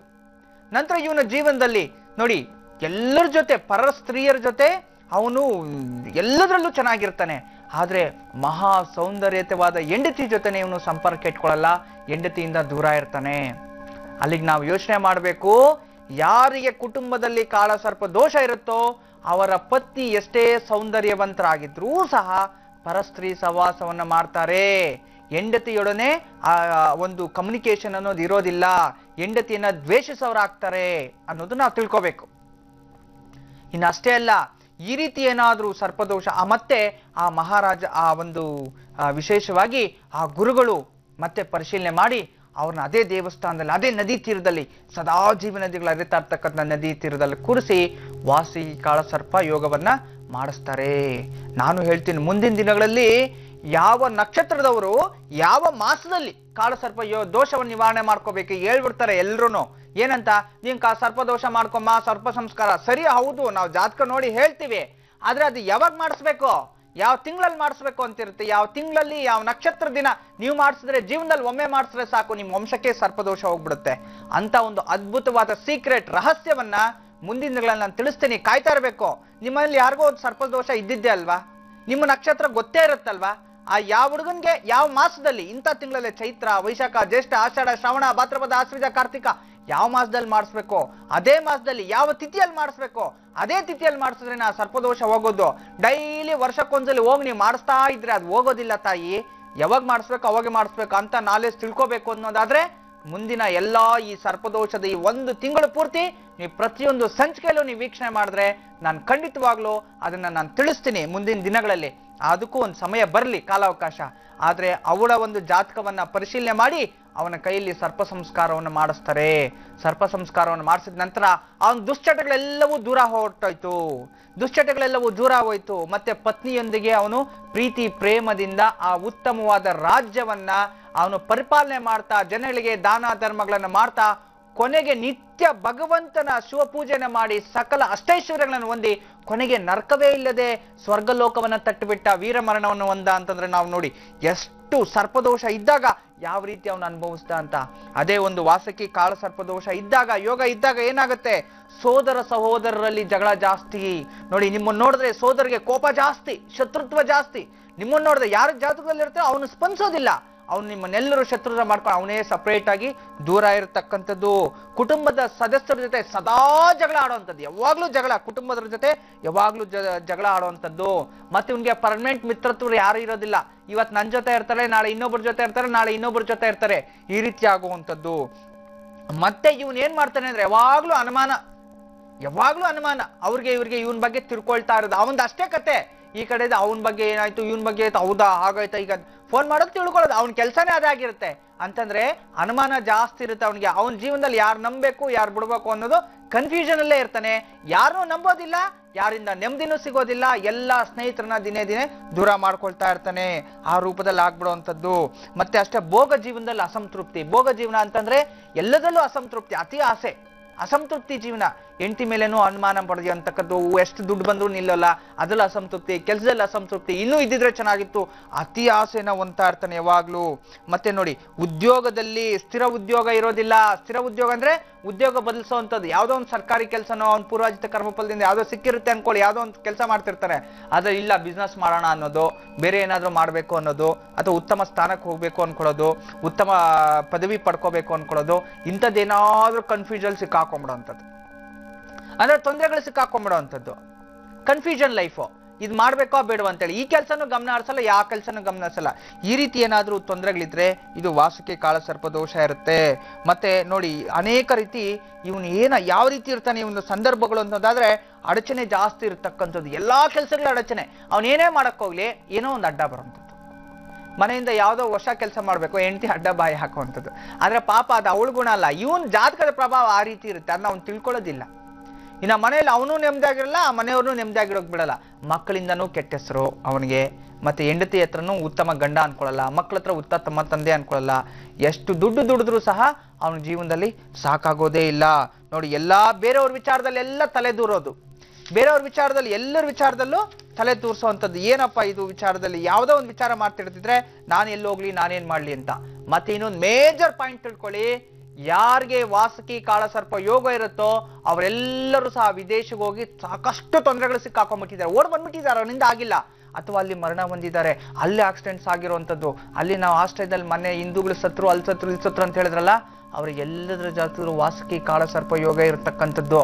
ಅಂದ್ರೆ ಯಾರಿಗೆ ವಾಸುಕಿ ಕಾಳಸರ್ಪ ಯೋಗ ಇರುತ್ತೋ ಅವ್ರು ವಿದೇಶಗಳಿಗೆ ಹೋದ್ರೆ ಸಾಕಷ್ಟು ಸಮಸ್ಯೆಗಳನ್ನ ಅನುಭವಿಸ್ಬಿಡ್ತಾರೆ, ಭಯಾನಕ. ಇಲ್ಲಿದ್ದಾಗ ಬೇಕಾದ ಸಂಪಾದನೆ ಮಾಡ್ತಾರೆ, ಅಲ್ಲಿಗೆ ಹೋಗಿದ ತಕ್ಷಣ ಎಲ್ಲವೂ ಲಾಸು. ಇಲ್ಲಿರೋ ಆಸ್ತಿನೂ ಸಾಕ, ಅಲ್ಲಿರೋ ಉದ್ಯೋಗದಲ್ಲಿ ತೊಂದರೆ ತೆಗೆದಾಕ್ಬಿಡ್ತಾರೆ, ಅಲ್ಲಿ ಬೇರೆ ತೊಂದರೆ ಆಗೋದು, ಇನ್ನೊಂದು ತೊಂದರೆ ಆಗೋದು. ಈ ರೀತಿ ನಾನಾ ವಿಧಗಳಲ್ಲಿ ಸಮಸ್ಯೆಗಳಿಗೆ ಸಿಕ್ಕಾಕೊಂಡ್ಬಿಟ್ಟು ತೊಂದರೆಗೆ ಸಿಕ್ಕಾಕೊಂಡ್ಬಿಡ್ತಾರೆ. ವಿದೇಶಗಳಿಗೆ ಹೋಗ್ಬಾರ್ದು, ತುಂಬಾ ಎಚ್ಚರಿಕೆ ಇರಬೇಕು.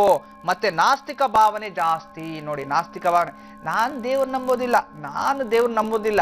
ಯಾಕೆ ನಂಬೋದಿಲ್ಲ? ನೀವು ಮೂರ್ಖರು, ಅದಕ್ಕೆ ನಂಬೋದಿಲ್ಲ. ನಾನ್ ದೇವ್ರ ನಂಬೋದಿಲ್ಲ, ನಾನ್ ದೇವ್ರ ಪೂಜೆ ಮಾಡೋ, ನಿನ್ಗೆ ಇಷ್ಟ ಆದ್ರೆ ನೀನ್ ಮಾಡ್ಕೋ, ಅಯ್ಯೋ ತಿನ್ಕೋ ಹೋಗು, ಮಾಡ್ಕೋ ಹೋಗು, ಅದೇನು ಒಳ್ಳೇದ್ ಮಾಡ್ಬಿಟ್ಟ ದೇವ್ರ ಪೂಜೆ ಮಾಡಿ ನಿನ್ಗೆ. ಅವತ್ತಿಂದ ಕಷ್ಟ, ಅವತ್ತಿಂದ ನಿನಗ್ ಬುದ್ಧಿ ಕೊಡ್ಲಿ ಅಂತೇಳಿ ಅದು ಎತ್ತ ತಂದೆ ತಾಯಿ ಪೂಜೆ ಮಾಡದ ಅವನ್ಗೆ ಹೇಳ್ತಾನೆ, ನೀನ್ ಅದೇನ್ ನೆಮ್ಮದಿ ಕಾಣ್ತಿದ್ಯಾ? ಇವನಿಂದಾನೇ ಅವ್ರು ಹಾಳಾಗ್ತಿರೋದು, ಇವಂದೇ ಅವ್ನ್ ನೆಮ್ಮದಿ ಇಲ್ಲ. ಇವನೊಬ್ಬ ರೆಡಿ ಆಗ್ಬಿಟ್ರೆ ಅವ್ರೆಲ್ಲರೂ ನೆಮ್ಮದಿಯಾಗಿರ್ತಾರೆ. ಆದ್ರೆ ಇವನಿಂದಾನೇ ಅವ್ರು ಅದನ್ನ ಯೋಚನೆ ಮಾಡಲ್ಲ.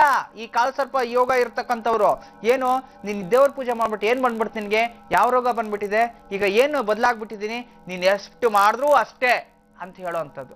ಅಂದ್ರೆ ನಾಸ್ತಿಕ ಭಾವ ಬಂದ್ಬಿಡುವಂಥದ್ದು. ಯಾರು ನಾಸ್ತಿಕನಾಗಿ ಈ ರೀತಿ ಇರ್ತಾನೋ ಅವ್ನು ಖಂಡಿತವಾಗ್ಲು. ನಮ್ಮಲ್ಲಿ ಒಂದು ದೊಡ್ಡ ದುರಂತ ಏನಪ್ಪಾ ಅಂದ್ರೆ, ದೊಡ್ಡ ದುರಂತ ಅಂತಂದ್ರೆ ಏನಪ್ಪಾ ಅಂತಂದ್ರೆ, ಮೊನ್ನೆ ಯಾರೋ ನಂಗೆ ಹೇಳ್ತಿದ್ರು, ಒಂದು ವಿಶೇಷವಾಗಿ ಎಲ್ಲಾ ಧರ್ಮದವರು ಎಲ್ರು ಅವ್ರವ್ರ ದೇವರು ಅವ್ರವ್ರ ದೇವಸ್ಥಾನಕ್ಕೆ ವಾರಕ್ಕೆ ಒಂದಿನ ಹೋಗಿ ಬಂದೇ ಬರ್ತಾರೆ. ಮಸೀದಿಗೆ ಆಗ್ಬೋದು ನೋಡಿ, ನಮ್ಮ ಮುಸ್ಲಿಂ ಬಾಂಧವರು ಪರ್ಟಿಕ್ಯುಲರ್ ಅವ್ರಿಗೆ ಏನೇ ಕಷ್ಟ ಇರ್ಲಿ, ರಂಜಾನ್ ಟೈಮಲ್ಲೂ ಶುಕ್ರವಾರ ನಮಾಜ್ ಎಷ್ಟೋ ಲಕ್ಷಾನುಗಟ್ಲೆ ಜನ ಹೋಗ್ಬಿಟ್ಟು ಬರ್ತಾರೆ. ಅದ್ರಲ್ಲಿ ನಾನು ದೇವ್ರ ನಂಬಲ್ಲ ಅನ್ನೋ ವ್ಯಕ್ತಿ ಒಬ್ರು ಇಲ್ಲ. ಇನ್ನಿತರ ಒಂದು ಕ್ರೈಸ್ತ ಧರ್ಮದವರು ಅವ್ರು ನೋಡಿ, ಕುಟುಂಬ ಪರಿವಾರ ಹೋಗ್ತಾರೆ, ಗಂಡ ಹೆಂಡತಿ ಮಕ್ಕಳು ಎಲ್ಲರೂ ಹೋಗೇ ಹೋಗ್ತಾರೆ, ಕುಟುಂಬ ಪರಿವಾರ ಹೋಗಿ ದೇವರ ದರ್ಶನ ಮಾಡ್ಕೊಂಡ್ ಬರ್ತಾರೆ. ಅವರಲ್ಲಿ ನಾನು ನಂಬೋದಿಲ್ಲ ಅಂತ ಹೇಳೋ ವ್ಯಕ್ತಿ ಇಲ್ಲ. ಅವ್ರ ಮನೆಯಲ್ಲಿ ಬೈಬಲ್ ಪೂಜೆ ಮಾಡಿದ್ರು, ಮತ್ತೊಂದು ಪೂಜೆ ಮಾಡಿದ್ರು, ಚರ್ಚ್ಗೆ ಹೋಗೇ ಹೋಗ್ತಾರೆ. ಅವ್ರ ಮನೇಲಿ ಇಟ್ಕೊಂಡು ಕುರಾನ್ ಪೂಜೆ ಮಾಡಿದ್ರು ಅಥವಾ ಕುರಾನ್ನ ಪ್ರಾರ್ಥನೆ ಮಾಡಿದ್ರು, ಅವರು ಪುರುಷರು ಹೋಗಿ ಮಸೀದಿಗೆ ಹೋಗಿ ಪೂಜೆ ಮಾಡ್ಕೊಂಡ್ ಬಂದೇ ಬರ್ತಾರೆ. ಅಂದ್ರೆ ನಾನು ನಂಬೋದಿಲ್ಲ ಅನ್ನೋರು ಅವರು ಇಲ್ಲ, ನಾನ್ ದೇವ್ರು ನಂಬೋದಿಲ್ಲ ಅಂತಿಲ್ಲ. ಆದ್ರೆ ನಮ್ಮ ಹಿಂದೂಗಳಲ್ಲಿ ಏನಾಗ್ಬಿಟ್ಟಿದೆ ಅಂತಂದ್ರೆ, ನಾನು ಪೂಜೆ ಮಾಡ್ತೀನಿ ಅನ್ನೋರು ಅರ್ಧ ಭಾಗ ಇದ್ರೆ, ಇನ್ನ ನಾನು ನಂಬೋದಿಲ್ಲ ಅನ್ನೋ ಅರ್ಧ ಭಾಗ ಜನ ಇದ್ದಾರೆ. ಯಾರಿಗ್ ಬುದ್ಧಿ ಹೇಳ್ಬೇಕಿದನ್ನ ಅಂತಂದ್ರೆ, ಇದು ಮೂರ್ಖರ ಕಠೋರ ಮೂರ್ಖತನ ಇದು. ಅಂತಂದ್ರೆ ನಮ್ಮ ಧರ್ಮವನ್ನ ನಾವೇ ಹಾಳು ಮಾಡ್ಕೊಳ್ಳೋದಕ್ಕೆ ಕಾರಣಕರ್ತರಾಗ್ತಿದ್ದಾರೆ. ಇಂಥವನು ಮನೆಗೊಬ್ಬ ಇದ್ರೆ ಸಾಕು ಹಾಳಾಗೋದಕ್ಕೆ ನಮ್ಮ ಧರ್ಮ ಅಷ್ಟೇ. ಮನೆಗೊಬ್ಬ ಅವ್ನ್ ದೇವ್ರ ಪೂಜೆ ಮಾಡಿದ್ರು, ಮನ್ಸಲ್ಲಾದ್ರೂ ನಮಸ್ಕಾರ ಮಾಡ್ಬೇಕು, ವಾರಕ್ಕೊಂದ್ಸಲಿ ಅವ್ನ್ ದೇವಸ್ಥಾನಕ್ಕೆ ಹೋಗಿ ಬರ್ಲಿ, ಅವನಿಗೂ ಮನ್ಸು ನೆಮ್ಮದಿ. ಒಂದು ವೈಜ್ಞಾನಿಕ ಇದೆ, ದೇವಸ್ಥಾನಕ್ಕೆ ಹೋಗಿ ಬರೋದು, ಅಲ್ಲಿ ಗಂಟೆ ಶಬ್ದ, ಅಲ್ಲಿ ಮಂತ್ರ ಶಬ್ದ, ಅಲ್ಲಿ ಸುವಾಸನೆ ಶಬ್ದ, ಹೂವಿನ ಶಬ್ದ, ನಿತ್ಯ ಅರ್ಚನೆ, ನಿತ್ಯ ಪೂಜೆ, ಎಲ್ಲದರಲ್ಲೂ ಸಹ ವೈಜ್ಞಾನಿಕತೆ ಇದೆ.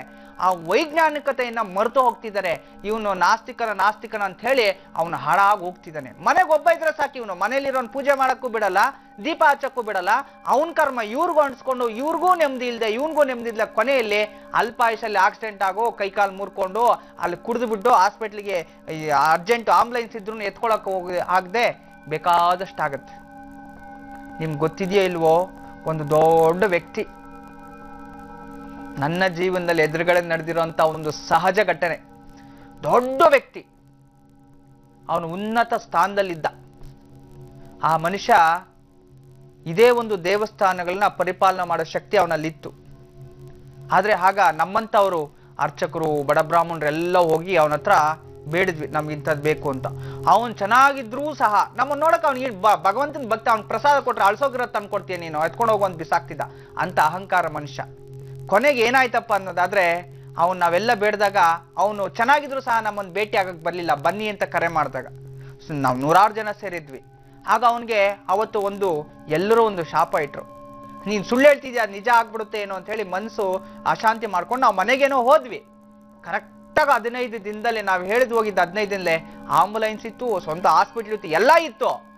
ಟೈಮ್ಗೆ ಚೆನ್ನಾಗಿದ್ದು ಭಾಷಣ ಬಿಗಿತಿದ್ದ ಮನುಷ್ಯ ಹಂಗೇ ಭಗವಂತನ ಪಾದಾರ್ಪಣೆ ಆಗ್ಬಿಟ್ಟ. ಇಷ್ಟೇ ಜೀವನದಲ್ಲಿ ಭಗವಂತನ ನಂಬದೆ ಹೋದ್ರೆ, ಭಗವಂತನ ನಾಮಸ್ಮರಣೆ ಮಾಡದೆ ಹೋದ್ರೆ, ಎಲ್ಲಿ ಏತಕ್ಕೆ ಯಾವುದನ್ನು ಶಾಪವನ್ನು ಕೊಟ್ಟು ಜೀವನ ಮುಕ್ತಾಯ ಮಾಡಬೇಕೋ ಆ ಟೈಮ್ ಕರೆಕ್ಟಾಗಿ ಮಾಡ್ಬಿಡ್ತಾನೆ. ಆದ್ರೆ ಭಗವಂತ ಕಾಪಾಡಪ್ಪ ಅಂತೇಳಿ ಭಗವಂತನ ಪಾದಾರ್ಪಣೆ ಮಾಡ್ಬಿಟ್ರೆ ಎಲ್ಲೋ ಒಂದು ಜಾಗದಲ್ಲಿ ಕಾಪಾಡ್ತಾ ಇರ್ತಾನೆ. ಅಂದ್ರೆ ನಾವು ತಿಳ್ಕೋಬೇಕು, ಜೀವನದಲ್ಲಿ ಭಗವಂತನ ನಾಮಸ್ಮರಣೆಯೇ ನಮ್ಗೆ ಮಾನಸಿಕ ನೆಮ್ಮದಿ ಕೊಡ್ತಕ್ಕಂಥದ್ದು. ಇನ್ನೂ ಇದೆ, ಹೇಳ್ತೀನಿ. ಒಬ್ರು ಕಾಲರ್ ಲೈನ್ ನಲ್ಲಿ ಇದ್ದಾರೆ, ಮಲ್ಪೆಯಿಂದ ವೆಂಕಟೇಶ್ ಅವರು ಕರೆ ಮಾಡಿದ್ದಾರೆ, ಬನ್ನಿ ಮಾತಾಡ್ಸೋಣ. ಹಲೋ ಹಲೋ, ನಮಸ್ತೆ. ನಮಸ್ತೆ ಮೇಡಮ್. ಹೇಳಿ ವೆಂಕಟೇಶ್ ಅವರು, ಯಾರ ಬಗ್ಗೆ ಕೇಳ್ಬೇಕಿತ್ತು? ನನ್ನ ಮಗನ ಬಗ್ಗೆ, ದೊಡ್ಡ ಮಗನ ಬಗ್ಗೆ ಕೇಳ್ಬೇಕಿತ್ತು. ಸರಿ, ಮಗನ ಹೆಸರನ್ನ ಹೇಳಿ. ಹೆಸರು ದೀಪಕ್ ರಾಜ್ ಅಂತ. Deepak Raj. Date of birth ತಿಳಿಸಿ ಸರ್. 30/3/1987. 1987? ಹೌದು. ಸರಿ, ಸಮಯ ಹೇಳಿ. ಸಮಯ ಸರಿಯಾಗಿ ನೆನಪಿಲ್ಲ. ಜನ್ಮ ರಾಶಿ, ನಕ್ಷತ್ರ? ರಾಶಿ ಮೀನ ರಾಶಿ, ನಕ್ಷತ್ರ ರೇವತಿ. ಸರಿ, ಗುರುಜಿ ಅವರಿದ್ದಾರೆ ವೆಂಕಟೇಶ್ ಅವರೇ, ಮಾತಾಡಿ ದೀಪಕ್ ಬಗ್ಗೆ ನಿಮ್ಮ ಪ್ರಶ್ನೆ ಕೇಳಿ. ನಮಸ್ತೆ. ನಮಸ್ತೆ ಗುರುಜಿ. ಹೇಳಿ, ಮಗನ ಬಗ್ಗೆ ಏನ್ ತಿಳ್ಕೊಬೇಕಾಗಿತ್ತು? ಮಗ ಅವನು MSW ಮಾಡಿದ್ದಾನೆ, ಇಷ್ಟವರೆಗೆ ಏನು ಕೆಲಸ ಆಗ್ಲಿಲ್ಲ. ಒಂದು ಹಾಸ್ಪಿಟಲ್ ಕೆಲಸ ಮಾಡ್ತಾ ಇದ್ದಾನೆ.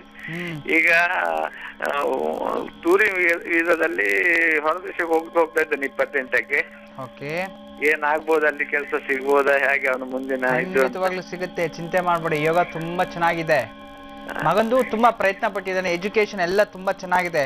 ಪಾಪ ಜನ್ಮ ಜಾತಕದಲ್ಲಿ ಏನಾಗಿದೆ, ದಶಮ ಸ್ಥಾನ ಉದ್ಯೋಗ ಸ್ಥಾನದಲ್ಲಿ ಒಂದು ರಾಹುವಿನ ಮತ್ತು ಶನಿಯ ದೃಷ್ಟಿ ಇರತಕ್ಕಂಥದ್ದು. ಇದರಿಂದ ಏನಾಗ್ತಿದೆ, ಸ್ಥಿರ ಉದ್ಯೋಗ ಅಂತಿಲ್ಲ. ಪಾಪ 4-5 ಕನ್ಫ್ಯೂಷನ್ ಇದೆ, ಇದ್ ಮಾಡ್ಬೇಕಾ ಮತ್ತೊಂದ್ ಮಾಡ್ಬೇಕಾ ಅಂತ. ಆದ್ರೆ ಈ ಸರ್ಕಾರಿ ಉದ್ಯೋಗ ಪ್ರಯತ್ನ ಪಟ್ಟಿದ್ರು ಸಿಗೋದು. ಯೋಗ ಇದೆ, ನವಮಸ್ಥಾನದಲ್ಲಿ ಗುರುವಿರೋದ್ರಿಂದ ಯೋಗ ಇರತಕ್ಕಂಥದ್ದು. ನೀವ್ ಯಾವ್ದಕ್ಕೂ ಚಿಂತೆ ಮಾಡ್ಬೇಡಿ, ಕಳಿಸ್ಕೊಡಿ, ಉತ್ತಮವಾದ ಉದ್ಯೋಗವನ್ನ ಸಂಪಾದನೆ ಮಾಡ್ತಾನೆ. ಆದ್ರೆ ಇವರ ಒಂದು ಜೀವನದಲ್ಲಿ ಮದುವೆ ಆದ ನಂತರ ಉನ್ನತ ಸ್ಥಾನಕ್ಕೆ ಪ್ರಗತಿಯಲ್ಲಿ ಕಾಣ್ತಾನೆ ಅಂತ. ಅಂದ್ರೆ ಇವನ ಜಾತಕದಲ್ಲಿ ತನ್ನ ಪತ್ನಿಯು ಪ್ರವೇಶ ಆದ ನಂತರ ರಾಜಯೋಗ ಪ್ರಾಪ್ತಿ ಆಗತ್ತೆ. ಆದ್ರೆ ಹೋಗ್ ಮುಂಚಿತವಾಗಿ, ಹೇಗೋ ಇದೇ ತಿಂಗಳಲ್ಲಿ ಹೋಗ್ತಿದ್ದಾರೆ ಅಂತ ಹೇಳ್ತಿದ್ರ, ಮುಂದಿನ ತಿಂಗಳು ಅಥವಾ ಈ ತಿಂಗಳು ಹೋಗ್ ಮುಂಚಿತವಾಗಿ 9 ದಿನಗಳ ಕಾಲ ಕಂಟಿನ್ಯೂಸ್ ಆಗಿ ಎಲ್ಲಾದ್ರೂ ನವಗ್ರಹ ದೇವಾಲಯ ಇರುತ್ತೆ ನಿಮ್ ಕಡೆ. ಶನೀಶ್ವರ ದೇವಾಲಯ ಇದೆ, ಅಲ್ಲಿ ನವಗ್ರಹಗಳು ಸ್ಥಾಪನೆ ಮಾಡಿರ್ತಾರೆ. ಆ ನವಗ್ರಹಗಳಿಗೆ ಹೋಗಿ ಒಂದು ಡೈಲಿ 9 ಪ್ರದಕ್ಷಿಣೆಗಳನ್ನ ಮಾಡ್ಕೊಂಡು ಸ್ವಲ್ಪ ಎಳ್ಳೆಣ್ಣೆ ಆ ಶನೇಶ್ವರನ ದೇವಸ್ಥಾನಕ್ಕೆ ದಾನ ಕೊಟ್ಟು ಕೈಕಾಲು ತೊಳ್ಕೊಂಡು ಮನೆ ಒಳಗಡೆ ಬರಬೇಕು. ಈ ರೀತಿ ಒಂದು 9 ದಿನಗಳು ಮಾಡೋ ಅಂಥದ್ದು. ಇಷ್ಟೇ ಸಾಕು. ಈ 9 ದಿನಗಳು ಸಹ ಪ್ರತಿದಿನ ಸಾಯಂಕಾಲದ ಹೊತ್ತು ಸ್ವಲ್ಪ ಶಿವನ ದೇವಸ್ಥಾನಕ್ಕೆ ಹೋಗಿ ಬಿಲ್ವಾರ್ಚನೆ ಮಾಡ್ಬೇಕು, ಬಿಲ್ಪತ್ರೆನ ಕೊಟ್ಬಿಟ್ಟು ಬರೋದು. 9 ದಿನ ಮಾಡಿ ಖಂಡಿತವಾಗ್ಲೂ ದಿಗ್ವಿಜಯ ಸಿಗುವಂಥದ್ದು. ಅಲ್ಲಿ ಉದ್ಯೋಗದಲ್ಲಿ ಪ್ರಾಪ್ತಿ ಆಗತ್ತೆ, ಆತನ ಜೀವನದಲ್ಲಿ ಉನ್ನತ ಸ್ಥಾನಕ್ಕೆ ಹೋಗ್ತಾನೆ, ಒಳ್ಳೆ ಫಲಗಳು ಅನುಭವಿಸ್ತಾರೆ. ಒಳ್ಳೇದಾಗ್ಲಿ. ನಮಸ್ತೆ. ವೀಕ್ಷಕರೇ, ಈಗ ಪತ್ರಗಳತ್ತ ಗಮನ ಹರಿಸೋ ಸಮಯ. ದಾವಣಗೆರೆಯಿಂದ ಪ್ರಕಾಶ್ ಅವರು ಪತ್ರವನ್ನ ಬರೆದಿದ್ದಾರೆ. ಅವರ ಪ್ರಶ್ನೆ ಏನು ನೋಡೋಣ. ಗುರುಜಿ, ಪ್ರಕಾಶ್ ಅವರು ಹೇಳ್ತಾ ಇದ್ದಾರೆ, ಓಂಕಾರ ಕಾರ್ಯಕ್ರಮವನ್ನ ತಪ್ಪದೇ ವೀಕ್ಷಿಸ್ತೀವಿ ಗುರುಜಿ, ನೀವು ಹೇಳುವಂತ ಪ್ರತಿಯೊಂದು ಟಿಪ್ಸ್ ಅನ್ನು ಕೂಡ ನಾವು ಅದೇ ರೀತಿ ಪಾಲಿಸ್ತೀವಿ ಅಂತ ಹೇಳ್ತಿದ್ದಾರೆ. ವೃತ್ತಿಯಲ್ಲಿ 3 ವರ್ಷದಿಂದ ಶಿಕ್ಷಕನಾಗಿ ಕೆಲಸ ಮಾಡ್ತಿದ್ದೀನಿ, ಮನೆಯಲ್ಲಿ ಆರ್ಥಿಕ ಪರಿಸ್ಥಿತಿ ಸರಿ ಇಲ್ಲ ಗುರುಜಿ ಅಂತ ಹೇಳ್ತಿದ್ದಾರೆ. ಇನ್ನ 2 ಹೆಣ್ಮಕ್ಳಿದ್ದಾರೆ, ನನ್ನ ಮತ್ತು ನನ್ನ ಮಗಳ ನಕ್ಷತ್ರ ರಾಶಿ ಒಂದೇ ಇರೋದು ಒಳ್ಳೇದಲ್ಲ ಅಂತ ತಿಳಿಸಿದ್ದಾರೆ. ಇದಕ್ಕೆ ದಯವಿಟ್ಟು ಪರಿಹಾರ ತಿಳಿಸಿ ಅಂತ ಕೂಡ ಕೇಳಿದ್ದಾರೆ. ಇಬ್ರದ್ದು ಕೂಡ ತಂದೆ ಮಗಳದು ಕನ್ಯಾ ರಾಶಿ ಹಸ್ತ ನಕ್ಷತ್ರ ಅಂತ ಇದೆ ಗುರುಜಿ. ನಮ್ಮ ಮಗಳಿಗೆ ಇದರಿಂದ ವಿವಾಹ ಸೆಟ್ ಆಗ್ತಿಲ್ವಾ, ಇದ್ರ ಬಗ್ಗೆ ಸ್ವಲ್ಪ ತಿಳಿಸ್ಕೊಡಿ ಅಂತ ಕೇಳಿದ್ದಾರೆ. ಮಗಳ ಜನ್ಮ ದಿನಾಂಕ 8/10/96ನೇ ಇಸವಿ, ಕನ್ಯಾ ರಾಶಿ ಹಸ್ತ ನಕ್ಷತ್ರ, ಸಮಯ ರಾತ್ರಿ 10:15 ಅಂತ ಹೇಳಿದ್ದಾರೆ. 96ನೇ ಇಸ್ವಿಯಲ್ಲಿ ಹುಟ್ಟಿರ್ತಕ್ಕಂಥದ್ದು. ಈಗ ಎಷ್ಟು ವಯಸ್ಸು?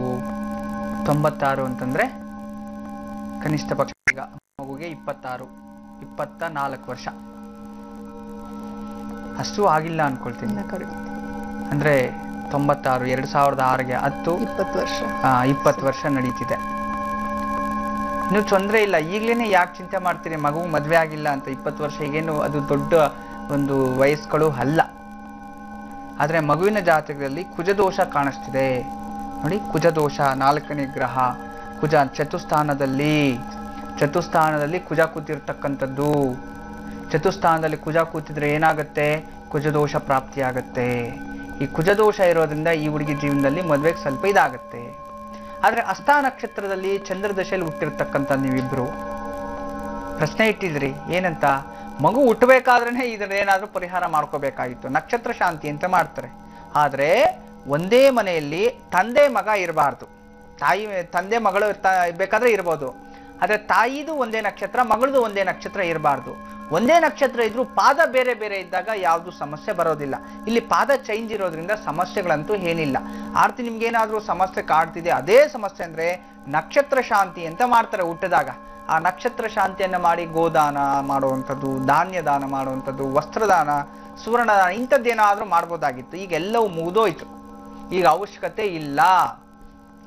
ಆ ಹುಡುಗಿ ಜನ್ಮ ನಕ್ಷತ್ರ ಯಾವತ್ತು ಬರುತ್ತೋ ತಿಂಗಳಿಗೊಂದ್ಸಲಿ ಹಸ್ತ ನಕ್ಷತ್ರದಲ್ಲಿ ಬಂದಾಗ ಹಸ್ತ ನಕ್ಷತ್ರದ ದಿವಸ ಶಿವನ ದೇವಸ್ಥಾನಕ್ಕೆ ಹೋಗಿ ಕ್ಷೀರಾಭಿಷೇಕವನ್ನ ಮಾಡಿಸ್ಬೇಕು. ತಿಂಗಳಿಗೊಮ್ಮೆ ಒಂದು 3 ತಿಂಗಳ ಕಾಲ ಸತತವಾಗಿ ನೀವಿಬ್ರು ಹೋಗಿ ಮಾಡ್ಕೊಂಡ್ ಬಂದ್ಬಿಡಿ.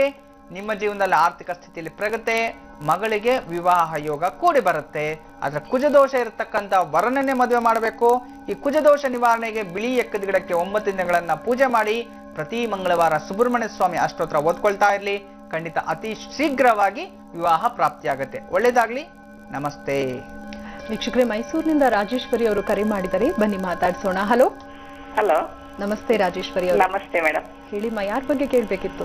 ನಮ್ಮ ಮಗಳ ಬಗ್ಗೆ ಮೇಡಮ್. ಮಗಳ ಹೆಸರನ್ನ ತಿಳಿಸಿ. ನಮ್ಮ ಮಗಳ ಹೆಸರು ಸರಿತಾ. ಡೇಟ್ ಆಫ್ ಬರ್ತ್ ಹೇಳಿ. Date of birth 20/1/82. 20/1/82. ಸಮಯ ಹೇಳಿಮ್ಮ. ಸಮಯ 1:15 2 ಗಂಟೆ ಒಳಗೆ ಮೇಡಮ್. ಮಧ್ಯರಾತ್ರಿನ ಮಧ್ಯಾಹ್ನ? ಮಧ್ಯಾಹ್ನ, ಬುಧವಾರ. 1:15 2 ಒಳಗೆ. ಜನ್ಮ ರಾಶಿ ನಕ್ಷತ್ರದ ಬಗ್ಗೆ ತಿಳಿಸ್ಕೊಡಿ. ರುಚಿಕ ರಾಶಿ, ಅನುರಾಧ ನಕ್ಷತ್ರ. ಗುರುಜಿ ಅವರಿದ್ದಾರೆ, ಮಾತಾಡಿ, ನಿಮ್ಮ ಪ್ರಶ್ನೆ ಕೇಳಿ. ನಮಸ್ತೆ ತಾಯಿ. ನಮಸ್ತೆ ಗುರುಜಿ. ವೃಶ್ಚಿಕ ರಾಶಿ, ಅನುರಾಧ ನಕ್ಷತ್ರ. ಬುಧವಾರನ ಹುಟ್ಟಿದ್ದು ತಮ್ಮಗಳು? ಹೌದು ಸ್ವಾಮಿ. ತುಂಬಾ ಚೆನ್ನಾಗಿದೆ ಜನ್ಮ ಜಾತಕ. ಹಠ ಸ್ವಲ್ಪ, ಕೋಪ ಸ್ವಲ್ಪ ಜಾಸ್ತಿ. ಮೇಷ ಲಗ್ನದಲ್ಲಿ ಹುಟ್ಟಿರೋದು, ಕೋಪ ಜಾಸ್ತಿನೇ ಇರ್ತಕ್ಕಂಥದ್ದು. ನೋಡೋಣ ತಾಯಿ, ಏನ್ ಓದಿದಾರೆ ಇವರು? B.Com ಮಾಡ್ಕೊಂಡಿದ್ದಾಳೆ ಗುರುಜಿ. ಜೀವನದಲ್ಲಿ ತುಂಬಾ ನೋವು ಇದೆ ಗುರುಜಿ. ಹೌದಮ್ಮ, ನಂಗೆ ಅರ್ಥ ಆಯ್ತು ತಾಯಿ. ನೋಡಿ, 6ನೇ ಮನೆಯಲ್ಲಿ ನಿಮ್ಮ ಮಗಳ ದುಸ್ಥಾನದಲ್ಲಿ, 6ನೇ ಮನೆ ಜಾತಕದಲ್ಲಿ ಶನಿ ಮತ್ತೆ ಕುಜ ಕೂತಿರ್ತಕ್ಕಂಥದ್ದು, ಮತ್ತೆ ಸಪ್ತಮಾಧಿಪತಿ ನೀಚ ಸ್ಥಾನಕ್ಕೆ ಬಂದಿರತಕ್ಕಂಥದ್ದು. ಪಾಪ ಇವಳ ಜೀವನದಲ್ಲಿ ಎಜುಕೇಶನ್ ವೈಸ್ ಏನೋ ಸ್ವಲ್ಪ ಅದು ಕಷ್ಟಪಟ್ಟು ಓದ್ಕೊಂಡ್ಲು, ಆದ್ರೆ ಇನ್ನಿತರ ಎಲ್ಲಾ ವಿಚಾರದಲ್ಲೂ ಸಮಸ್ಯೆ. ವಿಶೇಷವಾಗಿ ಈ ಒಂದು ವಿವಾಹ ದಾಂಪತ್ಯ ನಾವೇನ್ ತಗೊಂತೀವೋ ಅದ್ರಲ್ಲಿ ತುಂಬಾ ನೆಮ್ಮದಿ ಹಾಳಾಗತ್ತೆ ಅಂತ ತುಂಬಾ ಜಾಗೃತೆ ಇರ್ಬೇಕು ತಾಯಿ. ತುಂಬಾ ಎಚ್ಚರಿಕೆಯಿಂದ ಜೀವನ ಮಾಡ್ಬೇಕಾಗತ್ತೆ. ಏನ್ ಕೆಲಸ ಮಾಡ್ತಿದ್ದವ್ರಿ ಇವ್ರೀಗ? ಈ ಕೆಲಸ ಏನು ಇಲ್ಲ ಗುರುಜಿ. ಮದ್ವೆ ಆಗಿದೆ, ಆದ್ರೆ ಏನು ಪ್ರಯೋಜನ ಇಲ್ಲ. 3 ವರ್ಷ ಆಯ್ತು ಮದ್ವೆ ಆಗಿ. ಗಂಡನಿಂದ ಏನು ಸುಖ ಇಲ್ಲ. ಅದದ್ದೇ ಒಂದ್ 3 ತಿಂಗಳು ಹೆಂಗೋ 4 ವರ್ಷದಲ್ಲಿ 3 ತಿಂಗಳು ಅವ್ನು ಎತ್ಕೊಂಡು ಬಾಳ್ಸಿದ್ದು ಹೆಚ್ಚಾಯ್ತು ಗುರು. ಈಗ ನಿಮ್ ಮನೆಯಲ್ಲೇ ಇದಾರ ಮಗಳು? ಹೌದು ಗುರು. ಮುಂದೆ ಮಗಳಿಗೆ ಏನ್ ಮಾಡ್ಬೇಕು ಅನ್ಕೊಂಡಿದ್ರ? ಅವ್ರ ಜೊತೆ ಜೀವನ ಮಾಡಿಸ್ಬೇಕು ಅನ್ಕೊಂಡಿದ್ರ ಅಥವಾ? ಅವನಿಂದ ಏನ್ ಒಂದ್ ಉತ್ತರನೂ ಇಲ್ಲ ಗುರುಜಿ. ಕೋರ್ಟ್ ಅಲ್ಲಿ ಇದೆ.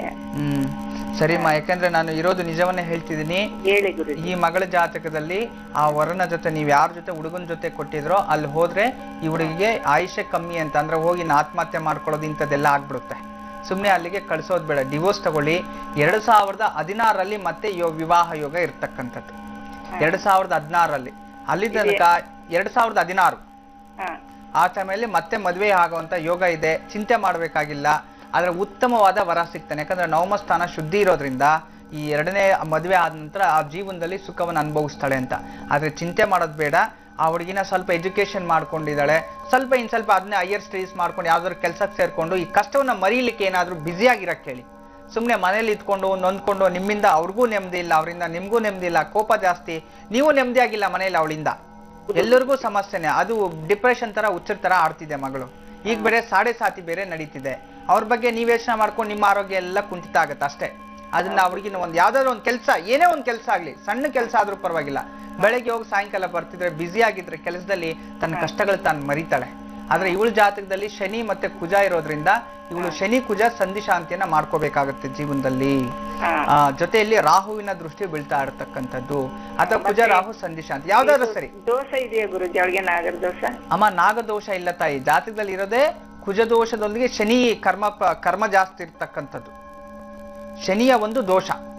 ಶನಿ ಕುಜ ಯಾರಿಗೇ ಜೊತೆಲಿ ಇದ್ರೂ ಸಹ ಅದು 6ನೇ ಮನೆಯಲ್ಲಿ ಈ ರೀತಿ ಇದ್ದಾಗ ದಾಂಪತ್ಯ ಜೀವನದಲ್ಲಿ ತೊಂದರೆ ಇಲ್ಲ. ಮತ್ತೆ ಸಪ್ತಮಾಧಿಪತಿ ನೀಚ ಸ್ಥಾನದಲ್ಲಿ ಇದ್ದಾನೆ ಅಂದ್ರೆ ನೀಚನನ್ನ ಮದುವೆ ಆಗ್ಬಿಡ್ತಾರೆ ಅಂತ, ಇಂಥ ತೊಂದರೆ ಆಗುತ್ತೆ ಅಂತ. ಅದಕ್ಕೆ ಜಾತಕ ನೋಡಿ ಅದ್ರ ಸಮಸ್ಯೆಗಳೇನಾದ್ರೂ ದೋಷಗಳಿದ್ರೆ ಪರಿಹಾರ ಮಾಡ್ಕೊಂಡು ಮದುವೆ ಮಾಡ್ಕೋಬೇಕು ಅಂತ. ಸ್ವಲ್ಪ ದುಡುಕಿದ್ರ ಅದಕ್ಕೆ ಈ ರೀತಿ ಸಮಸ್ಯೆಗಳು ಉಂಟಾಗುತ್ತೆ. ಹಾಗೆ ಚಿಂತೆ ಮಾಡಿ ಪ್ರಯೋಜನ ಇಲ್ಲ, ಮುಂದಿನ ಒಂದು ದಾರಿಯನ್ನ ಹುಡುಕ್ಬೇಕಾಗತ್ತೆ. ಆದ್ರೆ ಈ ಮಗಳ ಕೈಯಲ್ಲಿ ಪ್ರತಿ ಶನಿವಾರ ಒಂದು ಶನೇಶ್ವರನ ದೇವಸ್ಥಾನಕ್ಕೆ ತೈಲಾಭಿಷೇಕ, ಎಳ್ಳೆಣ್ಣೆ ಅಭಿಷೇಕವನ್ನ ಮಾಡಿಸ್ಬೇಕು. ಒಂದು 16 ಶನಿವಾರ. ಪ್ರತಿ ಮಂಗಳವಾರ ದುರ್ಗಾದೇವಿ ದರ್ಶನ ಮಾಡಿಕೊಂಡು ಭೂಮಿ ಮೇಲೆ ಊಟ ಮಾಡ್ತಾ ಬಂದ್ರೆ ಕುಜದೋಷ ಕಮ್ಮಿ ಆಗುತ್ತೆ. ಅಂದ್ರೆ ನೆಲದ ಮೇಲೆ ಊಟ ಮಾಡಬೇಕು ಅಂತ. ಈ ರೀತಿ ಒಂದು 16 ವಾರ ಮಾಡ್ಕೊಳ್ಳಿ, ಕೆಲಸನೂ ಸಿಗುತ್ತೆ, ಮುಂದಿನ ಜೀವನನೂ ಚೆನ್ನಾಗಿರುತ್ತೆ ತಾಯಿ. ಈಗ ಇನ್ನಷ್ಟು ಪತ್ರಗಳತ್ತ ಗಮನ ಹರಿಸೋಣ. ಗುರುಜಿ, ಹಾಸನಿಂದ ಈ ಒಂದು ಪತ್ರ ಬಂದಿದೆ. ರೇಣುಕಾ ಆನಂದ್ ದಂಪತಿಗಳು ಪತ್ರವನ್ನ ಬರೆದು ಕಳಿಸಿದ್ದಾರೆ. ಪತಿಯಾದಂಥ ಆನಂದ್ ಕುಮಾರ್ ಬಗ್ಗೆ ಕೇಳಬೇಕು ಅಂತ ರೇಣುಕಾ ಅವರು ಹೇಳ್ತಿದ್ದಾರೆ. ಮದುವೆ ಆದಂಥ ದಿನಾಂಕವನ್ನ ಸೂಚಿಸಿದರೆ 4/2/2010 ಮೇಷಲಗ್ನದಲ್ಲಿ ಅಂತ. ಮನೆಯವ್ರಿಗೆ ಪೆಟ್ರೋಲ್ ಡೀಸೆಲ್ ಟ್ಯಾಂಕರ್ ಲಾರಿಗಳಿದೆ. ಈ ಒಂದು ಉದ್ಯೋಗ ವ್ಯಾಪಾರವನ್ನ ಮಾಡ್ತಿದ್ದಾರೆ. ಆದ್ರೆ ವ್ಯಾಪಾರದಲ್ಲಿ ಯಾವುದೇ ರೀತಿಯಾದಂಥ ಅಭಿವೃದ್ಧಿ ಇಲ್ಲ, ಏನಾದ್ರೂ ತೊಂದರೆ ಇದ್ದೇ ಇರುತ್ತೆ ಅಂತ ಹೇಳ್ತಿದ್ದಾರೆ. ಈಗಾಗಲೇ 5-6 ಸಲ ಆಕ್ಸಿಡೆಂಟ್ ಕೂಡ ಆಗಿದೆ, ತುಂಬಾ ಸಾಲ ಕೂಡ ಮಾಡ್ಕೊಂಡಿದ್ದಾರೆ, ಮಕ್ಕಳು ಕೂಡ ಆಗಿಲ್ಲ, ಎಲ್ಲಾ ರೀತಿಯಲ್ಲೂ ನಾವು ಅಭಿವೃದ್ಧಿಯನ್ನು ಕುಂಠಿತರಾಗಿದ್ದೀವಿ ಅಂತ ಹೇಳ್ತಿದ್ದಾರೆ. ಎಲ್ಲರೂ ಇದ್ದು ತಬ್ಬಲಿಗಳಾಗಿ ಬದುಕ್ತಾ ಇದ್ದೀವಿ. ಮನೆ ದೇವರ ಹೆಸರು ಕಾಲಭೈರೇಶ್ವರ ಗುರುಜಿ, ಏನಾದ್ರೂ ಮಾಡಿ ಒಂದು ವಿಶೇಷವಾದಂಥ ಪೂಜೆ ಅಥವಾ ಅನುಷ್ಠಾನವನ್ನ ತಿಳಿಸ್ಕೊಡಿ ಅಂತ ಕೇಳ್ತಿದ್ದಾರೆ. ಜೊತೆಗೆ ಒಂದು ಫೋಟೋನು ಕಳಿಸಿದ್ದಾರೆ. ಗುರುಜಿ, ಸತ್ಯನಾರಾಯಣ ಪೂಜೆ ಮಾಡಿಸ್ಬೇಕು ಅಂತ ಅನ್ಕೊಂಡಿದೀವಿ, ಇದು ಯಾವಾಗ ಮಾಡಿದ್ರೆ ನಮ್ಗೆ ಒಳ್ಳೇದಾಗುತ್ತೆ ತಿಳಿಸಿ ಅಂತ ಕೇಳ್ತಿದ್ದಾರೆ.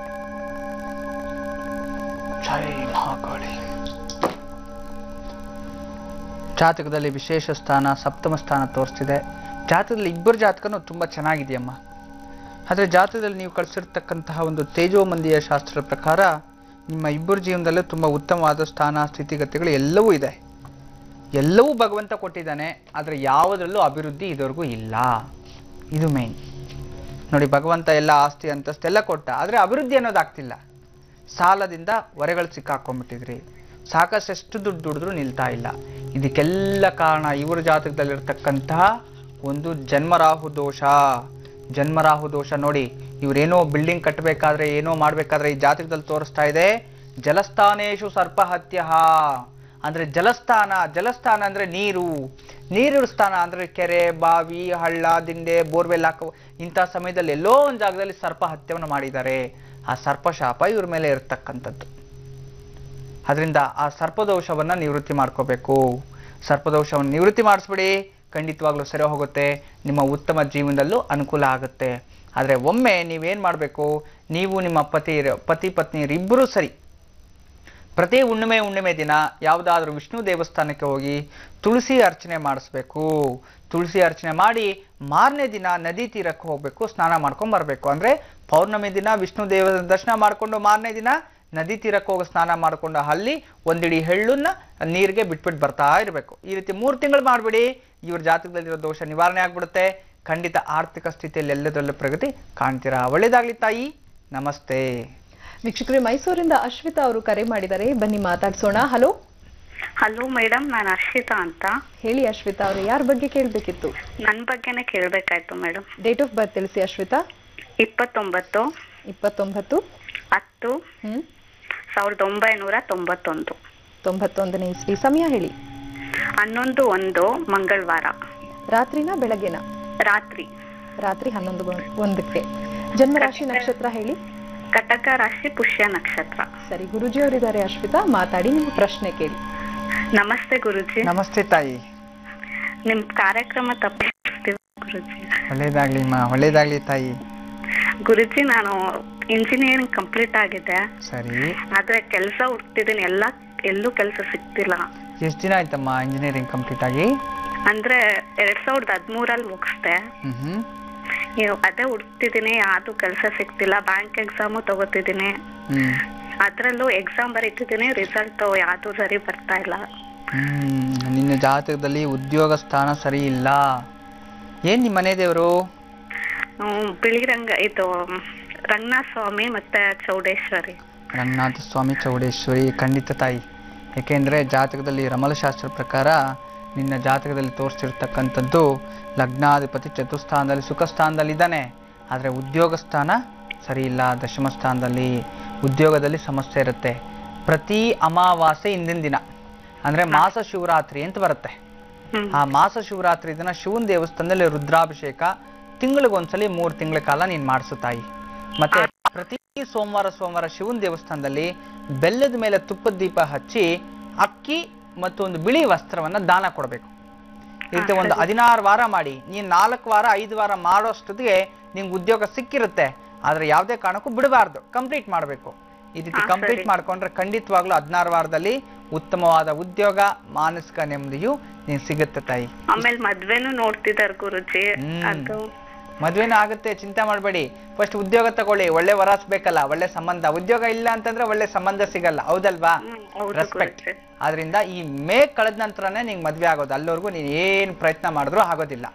ಮೇ ಕಳೆದ ನಂತರ ವಿವಾಹ ಯೋಗ ಕೂಡಿ ಬರುತ್ತೆ. ಅಷ್ಟರೊಳಗಡೆ ನೀವು ಇದ್ ಮಾಡ್ಕೊಳ್ಳಿ. ಎಲ್ಲಾ ಅರ್ಥಿ ಶುಭಫಲಗಳು ನಿಮ್ಗೆ ಕಾಣಿಸ್ತಿರುತ್ತೆ, ಒಳ್ಳೇದಾಗತ್ತೆ, ಅನುಭವಿಸ್ತೀರಿ. ಒಳ್ಳೇದಾಗ್ಲಿ ತಾಯಿ. ಅರ್ಪಿತಾ, ನಮಸ್ತೆ. ಗುರುಜಿ, ಈಗ ಒಂದು ಪತ್ರವನ್ನ ನೋಡೋಣ. ಲಕ್ಷ್ಮೀಕಾಂತ್ ರಾಜು ಅವರು ಸಿಕಂದ್ರಾಬಾದಿಂದ ಈ ಒಂದು ಪತ್ರವನ್ನ ಬರ್ತಿದ್ದಾರೆ. ಗುರುಜಿ ಅವರಿಗೆ ಸಾಷ್ಟಾಂಗ ನಮಸ್ಕಾರಗಳು ಅಂತ ತಿಳಿಸಿದ್ದಾರೆ. ನನ್ನ ದತ್ತು ಮಗಳು ದಿವ್ಯಾ ಮದುವೆ ವಿಚಾರವಾಗಿ ಹಾಗೂ ನನ್ನ ಮುಂದಿನ ಜೀವನದ ಮನೆ ಕಟ್ಟುವಂತಹ ಯೋಗ ಇದೆಯಾ ಅಂತ ತಿಳ್ಕೊಳ್ಳೋಕೆ ಈ ಒಂದು ಪತ್ರವನ್ನ ಬರೀತಿದ್ದೀನಿ ಅಂತ ಹೇಳಿದ್ದಾರೆ. ದಿವ್ಯಾ ಜನ್ಮ ದಿನಾಂಕ ಕೊಟ್ಟಿದ್ದಾರೆ 10/3/86ನೇ ಇಸವಿ ಸಂಜೆ 4:30ರಿಂದ 5:30 ಅಂತ ಹೇಳ್ತಿದ್ದಾರೆ. ನನ್ನ ಶ್ರೀಮತಿ ಮತ್ತು ನನ್ನ ತಮ್ಮನ ಶ್ರೀಮತಿ ಸ್ವಂತ ಅಕ್ಕ ತಂಗಿಯರಾಗಿದ್ದಾರೆ ಗುರುಜಿ. ಆತನಿಂದ ನನ್ನ ಈ ಒಂದು ಮಗಳನ್ನ ದತ್ತು ಸ್ವೀಕರಿಸಿದ್ದೀನಿ ಅಂತ ಕೂಡ ಹೇಳಿದ್ದಾರೆ. ಯಾವಾಗ ಈಕೆಗೆ ವಿವಾಹ ಭಾಗ್ಯ ಇದೆ ದಯವಿಟ್ಟು ತಿಳಿಸ್ಕೊಡಿ ಅಂತ ಕೇಳ್ತಿದ್ದಾರೆ. ವಿವಾಹ ಯೋಗ ಇವ್ರ ಜಾತಕದಲ್ಲಿ ಜನ್ಮಕೇತು ಸಪ್ತಮದಲ್ಲಿ ರಾಹು ಇದ್ದ ವಿವಾಹನ ನಿಧಾನ ಆಗತ್ತೆ ಅಂತ. ಮಂದಗ್ರಹಗಳಿದ್ರೂ ಅದೇ ರೀತಿ ಆಗುವಂಥದ್ದು. ಅದೇ ಇವ್ರ ಜಾತಕದಲ್ಲಿ ಏನಾಗಿದೆ, ಸಪ್ತಮದಲ್ಲಿ ರಾಹು, ಷಷ್ಠಮ ಸ್ಥಾನದಲ್ಲಿ ಕುಜ ಕೂತಿರ್ತಕ್ಕಂಥದ್ದು, ದ್ವಿತೀಯದಲ್ಲಿ ಶನಿ ಇರತಕ್ಕಂಥದ್ದು. ಸ್ವಲ್ಪ ಜಾತಕದಲ್ಲಿ ತೊಂದರೆ. ಇನ್ನು ಅಷ್ಟಮದಲ್ಲಿ ರವಿ ನೋಡಿ, ಪಿತೃಯಿಂದ ದೂರ ಇರತಕ್ಕಂಥದ್ದು, ಸಣ್ಣ ವಯಸ್ಸಲ್ಲೇ ಕುಟುಂಬವನ್ನು ಬಿಟ್ಟು ಹೊರಗಡೆ ಬೆಳೆಯುತ್ತದೆ. ಎಲ್ಲವೂ ಜಾತಕ ತುಂಬ ಕರೆಕ್ಟಾಗಿ ಇರತಕ್ಕಂಥದ್ದೇ.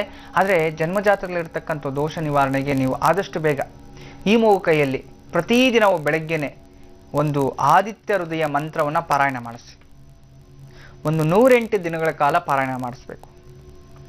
ಡೈಲಿನೂ ದುರ್ಗಾದೇವಿ ದೇವಸ್ಥಾನಕ್ಕೆ ಹೋಗಿ ಒಂದು ನಿಂಬೆಹಣ್ಣು ದೀಪ ಹಚ್ಬಿಟ್ಟು ಬರಬೇಕು.